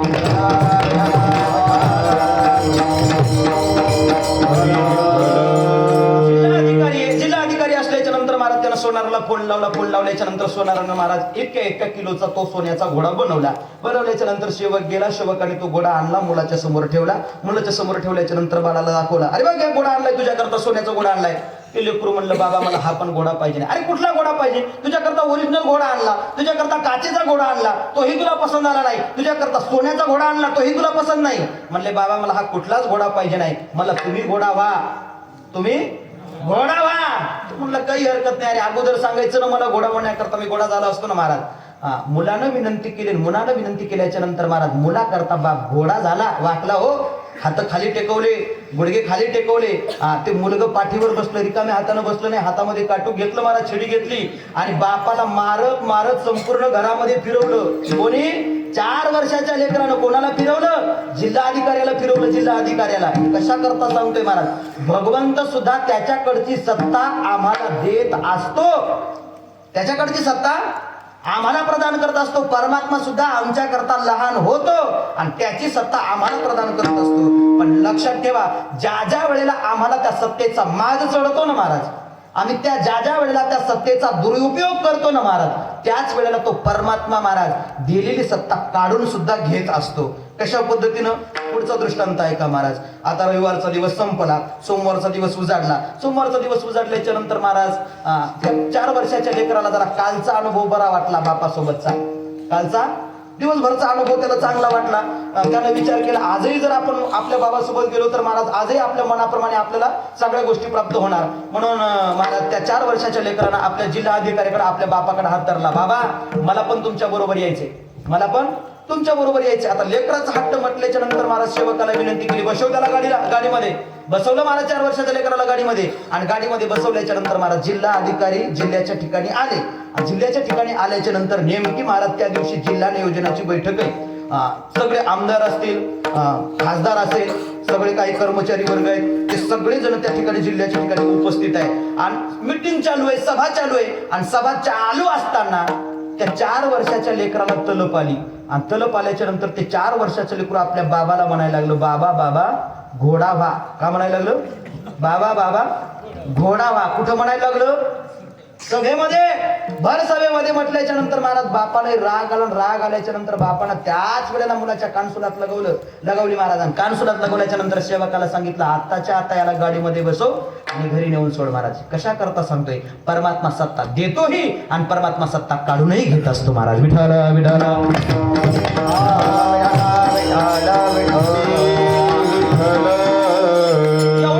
प्रभू आहे, पण आमच्या अंतःकरणामध्ये जर भाव असेल तर तो परमात्मा वश होत असतो. भावेन देवम कलया नरेंद्र धनेन कांता कपडेने शत्रू. पत्नीला जर बस करायचं असेल ना महाराज, पत्नी जर आपल्या ताब्यात यावी असं जर वाटत असेल ना महाराज, तर आजचं जर आलेलं पाकिट, सप्त्याचं आलेलं पाकिट कोणाच्या ताब्यात दिलं पाहिजे? विजय महाराज. दिलं तर ती खुश राहते, नाही दिलं तर धनेन कांता. मी सांगत नाही, सुभाषितकार सांगतात महाराज. पत्नी आपल्या ताब्यात यावी असं जर वाटत असेल ना, त्याला भरपूर सोन्याचे दागिने करून दिले पाहिजे. काय करून दिले पाहिजे? द्याल ना मग तुम्ही सोन्याचे दागिने करून द्याल ना? तुम्ही जर सोन्याचे दागिने करून दिले तर ती तुमच्या ताब्यात येईल, आणि जर नाही दिले तर ताब्यात येणार नाही. मी सांगत नाही, सुभाषितकार सांगतायत महाराज. लक्षात ठेवा, धनेन कांता कपट आहे ना. शत्रूला जर वश करायचं असेल तर कपट करावं लागतं, तर शत्रू वश होतो. देवाला जर वश करायचं असेल तर अंतःकरणामध्ये भाव असावा लागतो. जर भाव असेल तरच परमात्मा भावानं वश होत असतो महाराज. भावेन देव. हा, अंतरीची घेतो गोडी बाहेर जोडी भावाची. देव सोयरा देव सोयरा देव सोयरा दिनाचा. आपल्या अंतःकरणामध्ये जर त्या परमात्म्याविषयी जर भाव असेल ना महाराज, तो एवढा जरी परमात्मा असेल ना तर तो परमात्मा आमच्या करता संकुचित होतो. आणि संकुचित होऊन संकुचित असणारं जे हृदय, त्या हृदय संपुष्टामध्ये येऊन राहतो. तेने संपुष्टी राहावे. बरं ठीक आहे महाराज, त्या देवाचं आणखी काय लक्षण आहे हो? तर त्याचं उत्तर, होय भक्ती केला तैसा, होय भक्ती केला तैसा, होय भक्ती केला तैसा, होय भक्ती केला तैसा, होय भक्ती केला तैसा, होय भक्ती केला तैसा,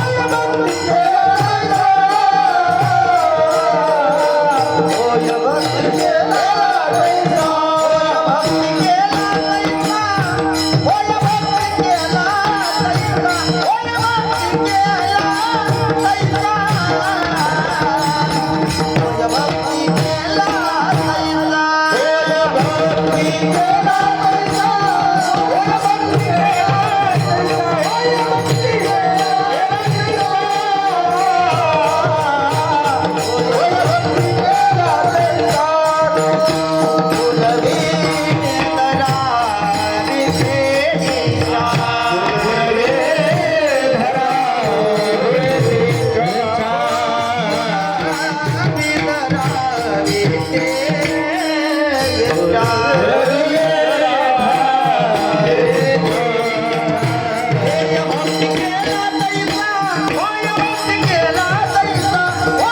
भक्ती केला तैसा, होय भक्ती केला तैसा.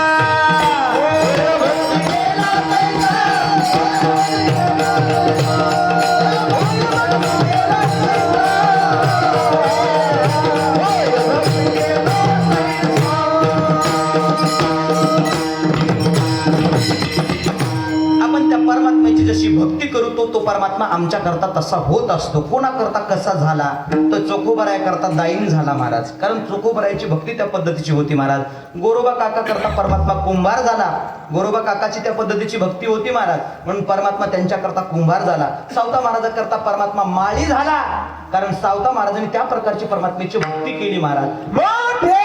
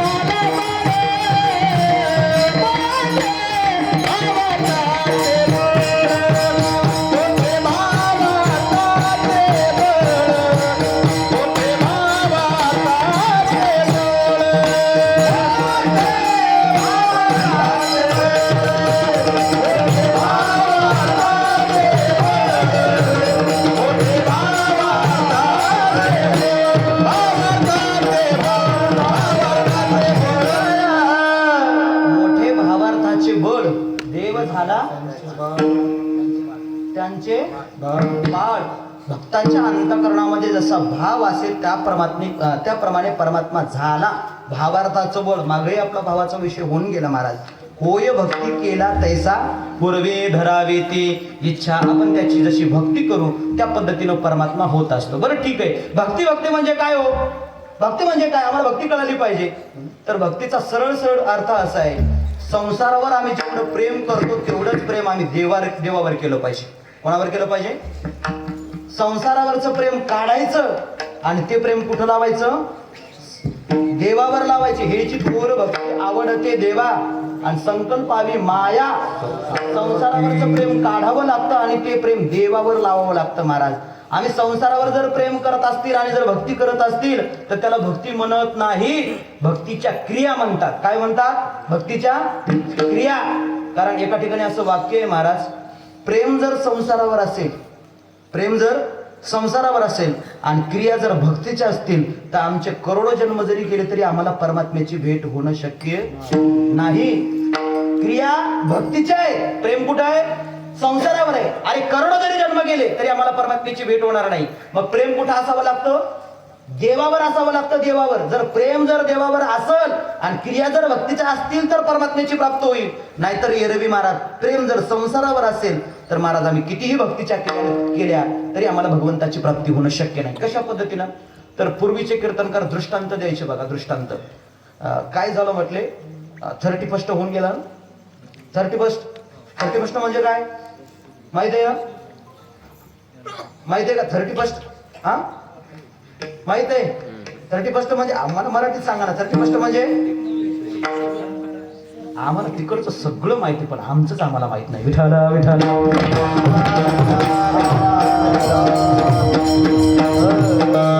काय हो, आम्ही ज्या धर्मामध्ये जन्माला आलेलो आहोत त्या धर्माच्या परंपरा आम्हाला माहित नाहीत, पण विदेशातली संस्कृती आम्हाला माहित आहे. 31 डिसेंबर आम्ही विदेशातली संस्कृती म्हणून साजरी करतो. कारण आमचं नूतन वर्ष महाराज गुढीपाडव्याला आहे. 1 जानेवारीला आमचं नूतन वर्ष नाही, पाडव्याला आमचं नूतन वर्ष आहे महाराज. तरी पण महाराज आम्ही 31 डिसेंबर मोठ्या थाटामध्ये साजरा करतो. कसं? केवढ्या थाटामध्ये पिऊ नाही ते पेतोत, खाऊ नाही ते खातोत, नाचू नाही तिथे नाचतोत महाराज. खेद आहे, आम्ही आमच्या संस्कृतीचा त्याग करतो आणि विदेशाच्या संस्कृतीचं अनुकरण करतो.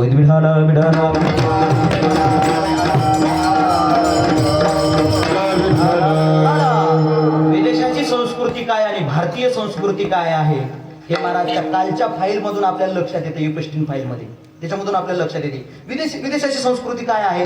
किती ते क्रूर प्रवृत्तीचे लोक आहेत विदेशाच्या संस्कृतीचे महाराज. ते कशा पद्धतीने आपल्या संस्कृतीचं पालन करतात आणि आपल्या भारतीय परंपरेमध्ये जे साधू संत मंडळी होऊन गेलेले आहेत महाराज, जे महापुरुष होऊन गेलेले, जे थोर मोठे पुरुष होऊन गेलेले आहेत, त्यांनी आपली संस्कृती कशा पद्धतीने रुजवलेली ती आम्ही अंगीकारली पाहिजे. त्याचा आम्ही स्वीकार केला पाहिजे महाराज. त्याचा आम्ही स्वीकार केला पाहिजे. 31चा दिवस होता. शहरातल्या 2-4 पोरांनी विचार केला, म्हणले अरे शहरामध्ये 31 साजरा करण्यापेक्षा आपण खेडेगावात गेलो पाहिजे आणि खेडेगावात जाऊन आपण आपला 31 डिसेंबर 31 आपण साजरी केली पाहिजे महाराज. आले हो खेडेगावात आणि खेडेगावात आल्याच्या नंतर महाराज दुपारपर्यंत गावामध्ये फिरल्याच्या नंतर विचार केला, अरे गावाच्या पलीकडे जरा जंगल दिसायले, चला ना आपण जंगलामध्ये जाऊ. पण म्हणले नदी आडवी आहे, म्हणजे आपण नदी पार करून एखादा नावाडी असेल नावेमध्ये बसून आपण पहिले तिराला जाऊ. ठरलं महाराज. आणि दुपारच्या नंतर महाराज नदीच्या काठावरती आले आणि काठावरती आल्याच्या नंतर नावाडी तिथंच उपस्थित होता. नावेमध्ये बसले. नावाड्यानं महाराज या 2-4 तरुणाला महाराज त्या जंगलामध्ये पहिलं तिराला नदीच्या पलीकडच्या बाजूला नेऊन सोडल्याच्या नंतर हे 2-4 पोरं महाराज जेवढा वेळ होता तेवढ्या वेळामध्ये त्या जंगलामध्ये फिरले आणि फिरल्याच्या नंतर सायंकाळच्या वेळेला त्यांनी ठरवलं, म्हणले आता आपण पार्टी साजरी केली पाहिजे. काय केलं पाहिजे? पार्टी साजरी केली पाहिजे. पार्टी साजरी करणं म्हणजे काय? अपेयाचं पान. मी मगाशी सांगितलं महाराज, लक्षात ठेवा, कोणीही मद्यपान करू नका. कारण आमचे संत सांगतात मद्यपान करणाऱ्या व्यक्तीनं कितीही गंगेचं स्नान केलं तरी त्याला पवित्रता प्राप्त होत नाही. मद्यपान करणाऱ्या व्यक्तीनं कितीही गंगेची आंघोळ केली, गंगेचं स्नान केलं तरी त्याला पवित्रता प्राप्त होत नाही. मी सांगत नाही, माऊली मावष्ट ज्ञानोबाराय सांगतात महाराज. ज्ञानोबाराय सांगतात महाराज, आम्ही जर दारू पित असतील आणि दारू पिऊन मग नंतर विचार करत असतील काय नाही, एकदा गंगेचं स्नान करायचं आणि मागच्या कर्मातून मुक्त व्हायचं, तसं होऊ शकत नाही. माऊली मावष्ट ज्ञानोबारांनी इथपर्यंत विचार सांगितलाय महाराज, गंगेचं पाणी जर मद्याच्या भांड्यामध्ये जर आलं तर ते गंगेचं पाणी सुद्धा अशुद्ध होतं. काय होतं? शुद्ध राहत नाही. गंगोदक जरी झाले, ते मध्य भांडा आले, ते घेऊनही काही केले विचारी पा अर्जुना. लक्षात ठेव, गंगेचं पाणी जर दारूच्या भांड्यामध्ये आले तर ते गंगेचं पाणी म्हणून तू स्वीकार करू नकोस, त्या पाण्याचा त्याग कर. काय कारण ते गंगेचं पाणी मद्याच्या भांड्यामध्ये आल्यामुळे ते पवित्र न राहता ते पाणी सुद्धा अपवित्र होतं. कारण मद्य एवढं अपवित्र आहे, पवित्राला सुद्धा अपवित्र करण्याचं सामर्थ्य दारूमध्ये आहे. म्हणून महाराज, ज्यांना ज्यांना व्यसन असतील ना महाराज, आपल्या गावामध्ये पवित्र या पद्धतीने कार्यक्रम चालू आहे. त्या कार्यक्रमाच्या माध्यमातून महाराज शेवटच्या दिवशी का होईना पवित्र अशी गळ्यामध्ये तुळशीची माळ धारण करा. आणि कुठलंही आपल्याला व्यसन असलेलं महाराज, ते व्यसनात सोडून द्या. हो, त्याग करा, त्याग करा. जर तुम्ही व्यसन सोडलं तर आपल्या गावातला सत्ता सार्थक होईल. आणि महाराज, आमची परिस्थिती आहे तशीच आहे. काय किती सत्य होऊ द्या, 19 वर्ष झाली नाही, 20 वर्ष नाही, 50 वर्ष होऊ द्या महाराज, आमचं जर आचरण जर सुधरत नसेल तर सत्ता करून सुद्धा काही उपयोग होणार नाही. विठाला विठाला.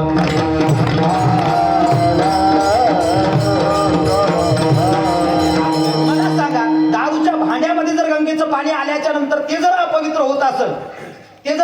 होत असेल, मग ज्यांच्या पोटामध्ये मद्य गेलेलं आहे, त्या मद्य गेलेल्या व्यक्तीनं किती स्नान केल्याच्या नंतर तो पवित्र होईल? किती वेळा स्नान केल्याच्या नंतर तो व्यक्ती पवित्र होईल? होऊ शकत नाही महाराज, होऊ शकत नाही. म्हणून लक्षात ठेवा, निर्व्यसनी जीवन जगा, निर्व्यसनी जीवन जगा महाराज. घेऊ नका. पिऊ नये ते पिलं महाराज, खाऊ नये ते खाल्लं. शेवटी सायंकाळ झाली, दिवस मावळल्याच्या नंतर यांनी विचार केला, आता आपण माघारी फिरलो पाहिजे, आपण आपल्या घरी गेलो पाहिजे. महाराज आले गंगेच्या काठावरती, नदीच्या काठावरती आले. आणि नदीच्या काठावरती आल्याच्या नंतर अरे विचार केला, अरे तो नावाडी दिसत नाही रे. जो नावाडी आपण बघितला होता तो नावाडी आपल्याला दिसत नाही.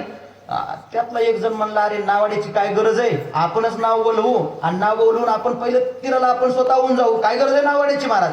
ती चौघही त्या नावेमध्ये बसले आणि नावेमध्ये बसल्याच्या नंतर महाराज आळीपाळीने नाव वलवायला सुरू केली. महाराज 1 घंटा यानं नाव वलवायची, 1 घंटा त्यानं महाराज, 1 घंटा असं करता करता करता रात्रभर त्यांनी नाव वलवली. दिवस उजाडला, अंधुक प्रकाश पडला. अंधुक प्रकाश पडल्याच्या नंतर त्यांनी विचार केला, आपण किती दूर आलो तरी मागं फिरून बघितलं पाहिजे. आपण रात्रभर नाव वलवली पण आलो कुठपर्यंत? मागं फिरून पाहिलं पाहिजे. मागं फिरून पाहिलं महाराज, कुठपर्यंत आले असतील? जिथं बसले होते तिथंच. त्याचं कारण काय तुम्हालाही ते माहिती आहे महाराज.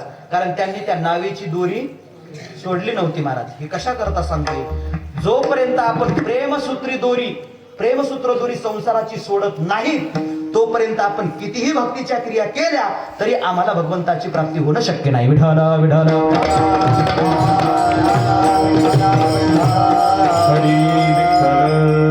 वेळ झालेला आहे, वेळेची मर्यादा मलाही पाळणं गरजेचं आहे महाराज. भक्ती सांगतोय महाराज, भक्ती कशी असली पाहिजे हो भक्ती? बरं मला सांगा, भक्तीमध्ये नारद भक्तिसूत्रामध्ये सूत्र आलेले, भक्तीमध्ये प्रेम प्रधान आहे. परम प्रेम रूपा प्रेम प्रधान आहे भक्ती महाराज. भक्तीमध्ये प्रेम अपेक्षित आहे. तर आपण ज्याच्यावर प्रेम करतो ना महाराज, आपण त्याच्या सुखाची अपेक्षा करतो, आपल्या सुखाची नाही. आपण ज्याच्यावर प्रेम करतो, भलेही आपल्याला दुःख मिळालं तरी चालेल, पण आपण ज्याच्यावर प्रेम करतो ना त्याला काय मिळालं पाहिजे? सुख मिळालं पाहिजे, त्याला आनंद मिळालं पाहिजे.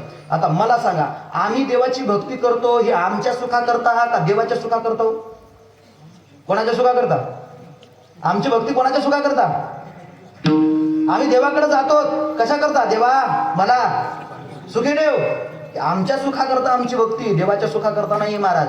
प्रेमामध्ये आपण ज्याच्यावर प्रेम करतो त्याच्या सुखाची अपेक्षा असते, आपल्या सुखाची अपेक्षा नसते. म्हणून संतांच्या जीवनाकडे जर बघितलं ना महाराज, संतांनी स्वतःच्या जीवनामध्ये दुःख भोगलं परंतु परमात्म्याच्या चरित्राचा प्रचार आणि प्रसार केला. स्वतःच्या जीवनामध्ये त्यांनी स्वतः दुःख भोगलं, स्वतःच्या दुःखाचा विचार केला नाही, पण परमात्म्याचं चरित्र सर्वांपर्यंत पोहोचलं पाहिजे, परमात्म्याच्या लीला, परमात्म्याचं ज्ञान सर्वांपर्यंत पोहोचलं पाहिजे, याच्याकरता जीवनामध्ये त्यांनी प्रयत्न केला महाराज. म्हणून त्यांचं खरं प्रेम आहे, आपलं प्रेम नाही महाराज, आपलं प्रेम नाही. मग प्रेम असलं पाहिजे, कसं असलं पाहिजे? देवाच्या सुखाकरता आपलं प्रेम असलं पाहिजे. कशा पद्धतीनं? त्याच्याकरता एक दृष्टांत सांगितला जातो. काय झालं बघा, एकदा द्वारकाधीश कृष्ण परमात्म्याचं भयंकर पोट दुखायला लागलं.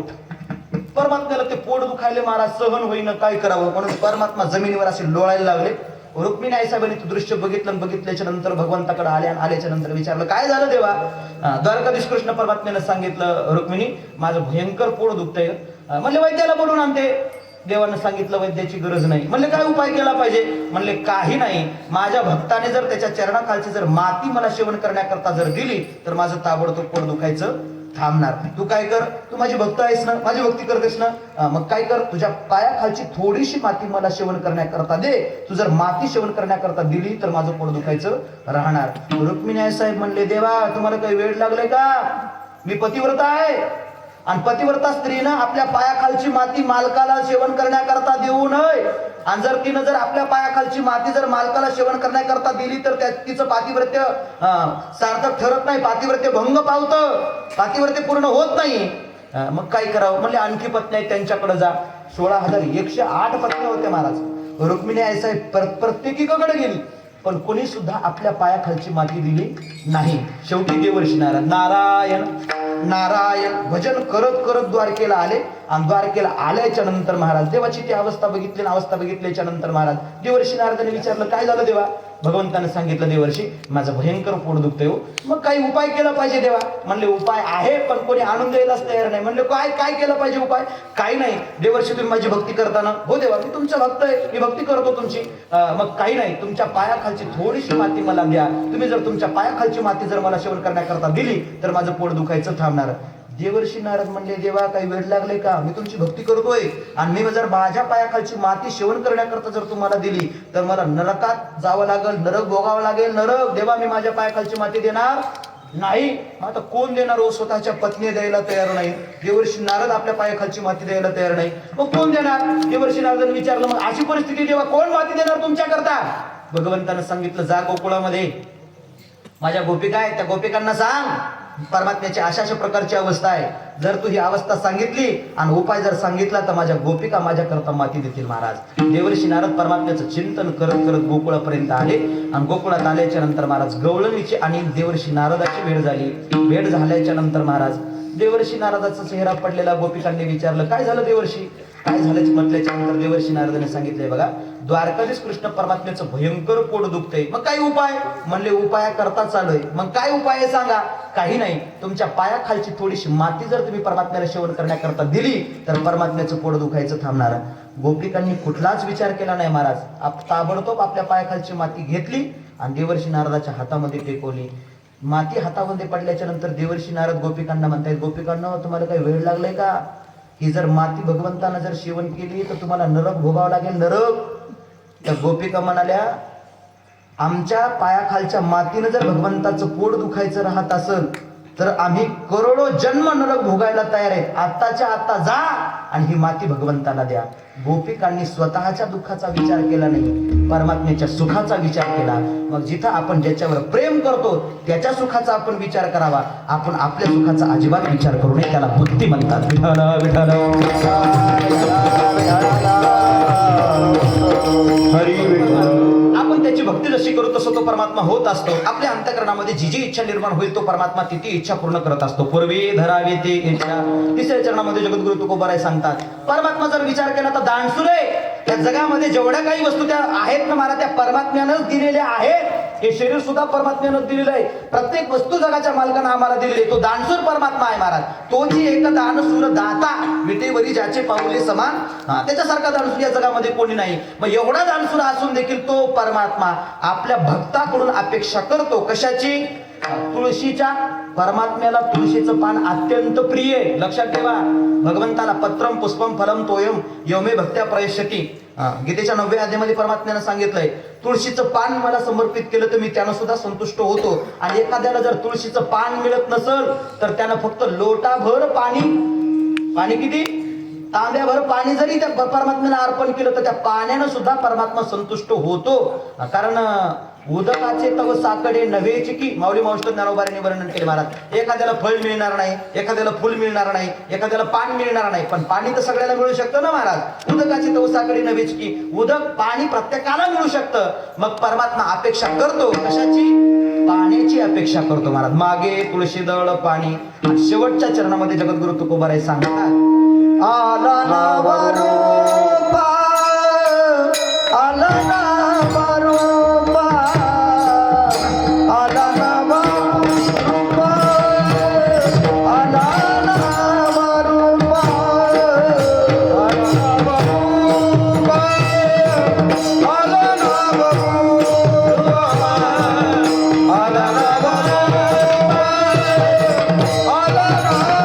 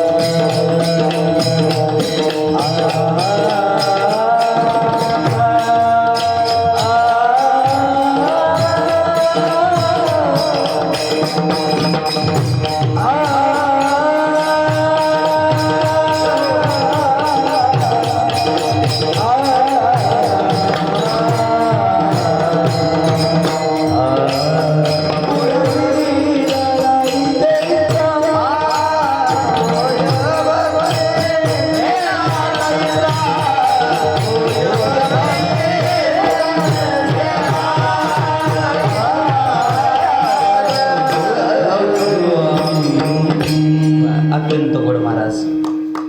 मस्के सरांनी महाराज केंद्रातून पहिला क्रमांक प्राप्त केलेला आहे संगीतामध्ये. आणि महाराष्ट्रामध्ये जिथं कुठं पण स्पर्धा असतील, आमचे बालू मनकरी असतील, मस्के सर असतील, त्या स्पर्धेमध्ये सहभाग घेतात. आणि सहभाग घेतल्याच्या नंतर नुसता सहभाग नोंदवत नाहीत महाराज, तिथं कुठला तरी क्रमांक पटकूनच येतात. पहिला असो, दुसरा असो, तिसरा असो महाराज. आत्तापर्यंत यांची खाती गोड गोड त्यांनी ठिकाणी चाल म्हणलेली आहे. आमचे माऊली असतील त्यांनी गोड गोड चाल म्हणलेली आहे. सर्वांनी तुम्ही लक्षपूर्वक कीर्तन श्रवण केलं महाराज. बरेच जण म्हणतात महाराज कीर्तनामध्ये भरपूर विनोद जर असतील तर लोकांना कीर्तन ऐकावं वाटतं. पण आज मी काही जास्त विनोद केले. ओघाओघामध्ये जर विनोद आला तर तुम्हाला सांगितलं महाराज, मुद्दा म्हणून विनोदाकडे गेलो नाही. तरी पण आतापर्यंत सगळ्यांपर्यंत नजर बघा, टाका तुम्ही सगळ्यांपर्यंत नजर टाका. सगळ्यांचे चेहरे प्रसन्न आहेत. तुम्ही ज्या पद्धतीनं कीर्तन ऐकायला पाहिजे त्या पद्धतीनं तुम्ही सर्वांनी कीर्तन श्रवण केलं महाराज. त्याच्याबद्दल माझ्यातर्फे तुम्हा सर्वांना, सर्व श्रोते मंडळीला कोटी कोटी धन्यवाद, कोटी कोटी धन्यवाद. कारण माऊली मास्तर ज्ञानोबाने सांगितले, तरी अवधान ऐकले दिजे मग सर्व सुखाशी पात्र होईजे, हे प्रतिज्ञ उत्तर माझे उघड ऐका. कारण माझा तर असा प्रत्येक ठिकाणचा अनुभव आहे. माझ्याकडे विनोदाचं भांडवल नाही. विनोद जरी करायचा जरी मी विचार केला तरी माझा विनोद होत नाही महाराज, जमतच नाही. कारण त्याला ती विनोदी शैली असावी लागते, अंगामध्ये असावं लागतं. तर माझ्याकडे गुणधर्म नाही. कुणाकडे असतो पण लक्षात ठेवा, विनोदाकरता कीर्तन नाही, कीर्तनात विनोद आला तरी चालतो. हा, विनोदाकरता कीर्तन नसावं, एखादा ओघामध्ये आलं तरी चालतो. तुम्ही सर्वांनी अगदी अगदी लक्षपूर्वक कीर्तन श्रवण केलं, तुम्हाला सर्वांना धन्यवाद देतो. हे सर्व गुणीजन भजनी मंडळी असतील, माझ्यावर सर्वजण नितांत प्रेम करतात महाराज, त्या सर्वांना कोटी कोटी धन्यवाद देतो. आमचे दादाराव महाराज असतील, आपल्याच गावाचं भूषण विशाल महाराज असतील, हरिभक्त पराय गणेश महाराज, कुठले गावकरीच महाराज. हे बघा, गावाचं काहीतरी भाग्य असेल तर गावामध्ये महाराज गायक वादक घडत असतात, विद्वान घडत असतो. गावाचं जर पुण्य नसेल तर गावामध्ये गायकही तयार होत नाही, वादकही तयार होत नाही. काही काही गावामध्ये महाराज भजन म्हणणारे भरपूर आहेत, पण वाजवण्याला साथ करणारच कोणी नाही, अशी परिस्थिती आहे. पण आपल्या गावामध्ये महाराज तसं पाहिलं तर बरेच तरुण मंडळी भजन गातात सुद्धा, आणि वाजवण्याकरता सहाय्य करण्याकरता हे दोन महाराज मुलं सुद्धा सुंदर अशी तयारी झालेली आहे. म्हणून त्यांना सुद्धा कोटी कोटी धन्यवाद देतो. आणि विशेष करून या सर्वांना घेऊन चालणारे सिस्टीमवाले अत्यंत गोड आवाज दिला बरं, कुठेच मला उणीव भासू दिली नाही. अत्यंत सुरुवातीपासून महाराज आवाज द्या असं सुद्धा मला म्हणावं लागलं नाही. त्यांनी गोड आवाज दिला, त्यांच्याकरता सर्वांनी एकदा टाळी वाजवा. त्यांना सुद्धा धन्यवाद देतो. जे काही चांगलं आहे ते माझे गुरुवर्य प्रातस्मरणीय संत विष्णुदास नामदेवजी बाबा ढवळे चारठणकर यांचं आहे. बोलण्याच्या ओघामध्ये चुकीचा शब्दवाणीतून निघाला असेल, चुकीचं वाक्यवाणीतून निघाला असेल, वाणीचा दोष समजा आणि याच ठिकाणी ठेवून द्या. ना तरी बालक बोबडा बोली का वाकुडावी चुका पावली, ते चोज कुरणी माऊली रे जे विज्ञानेश्वर.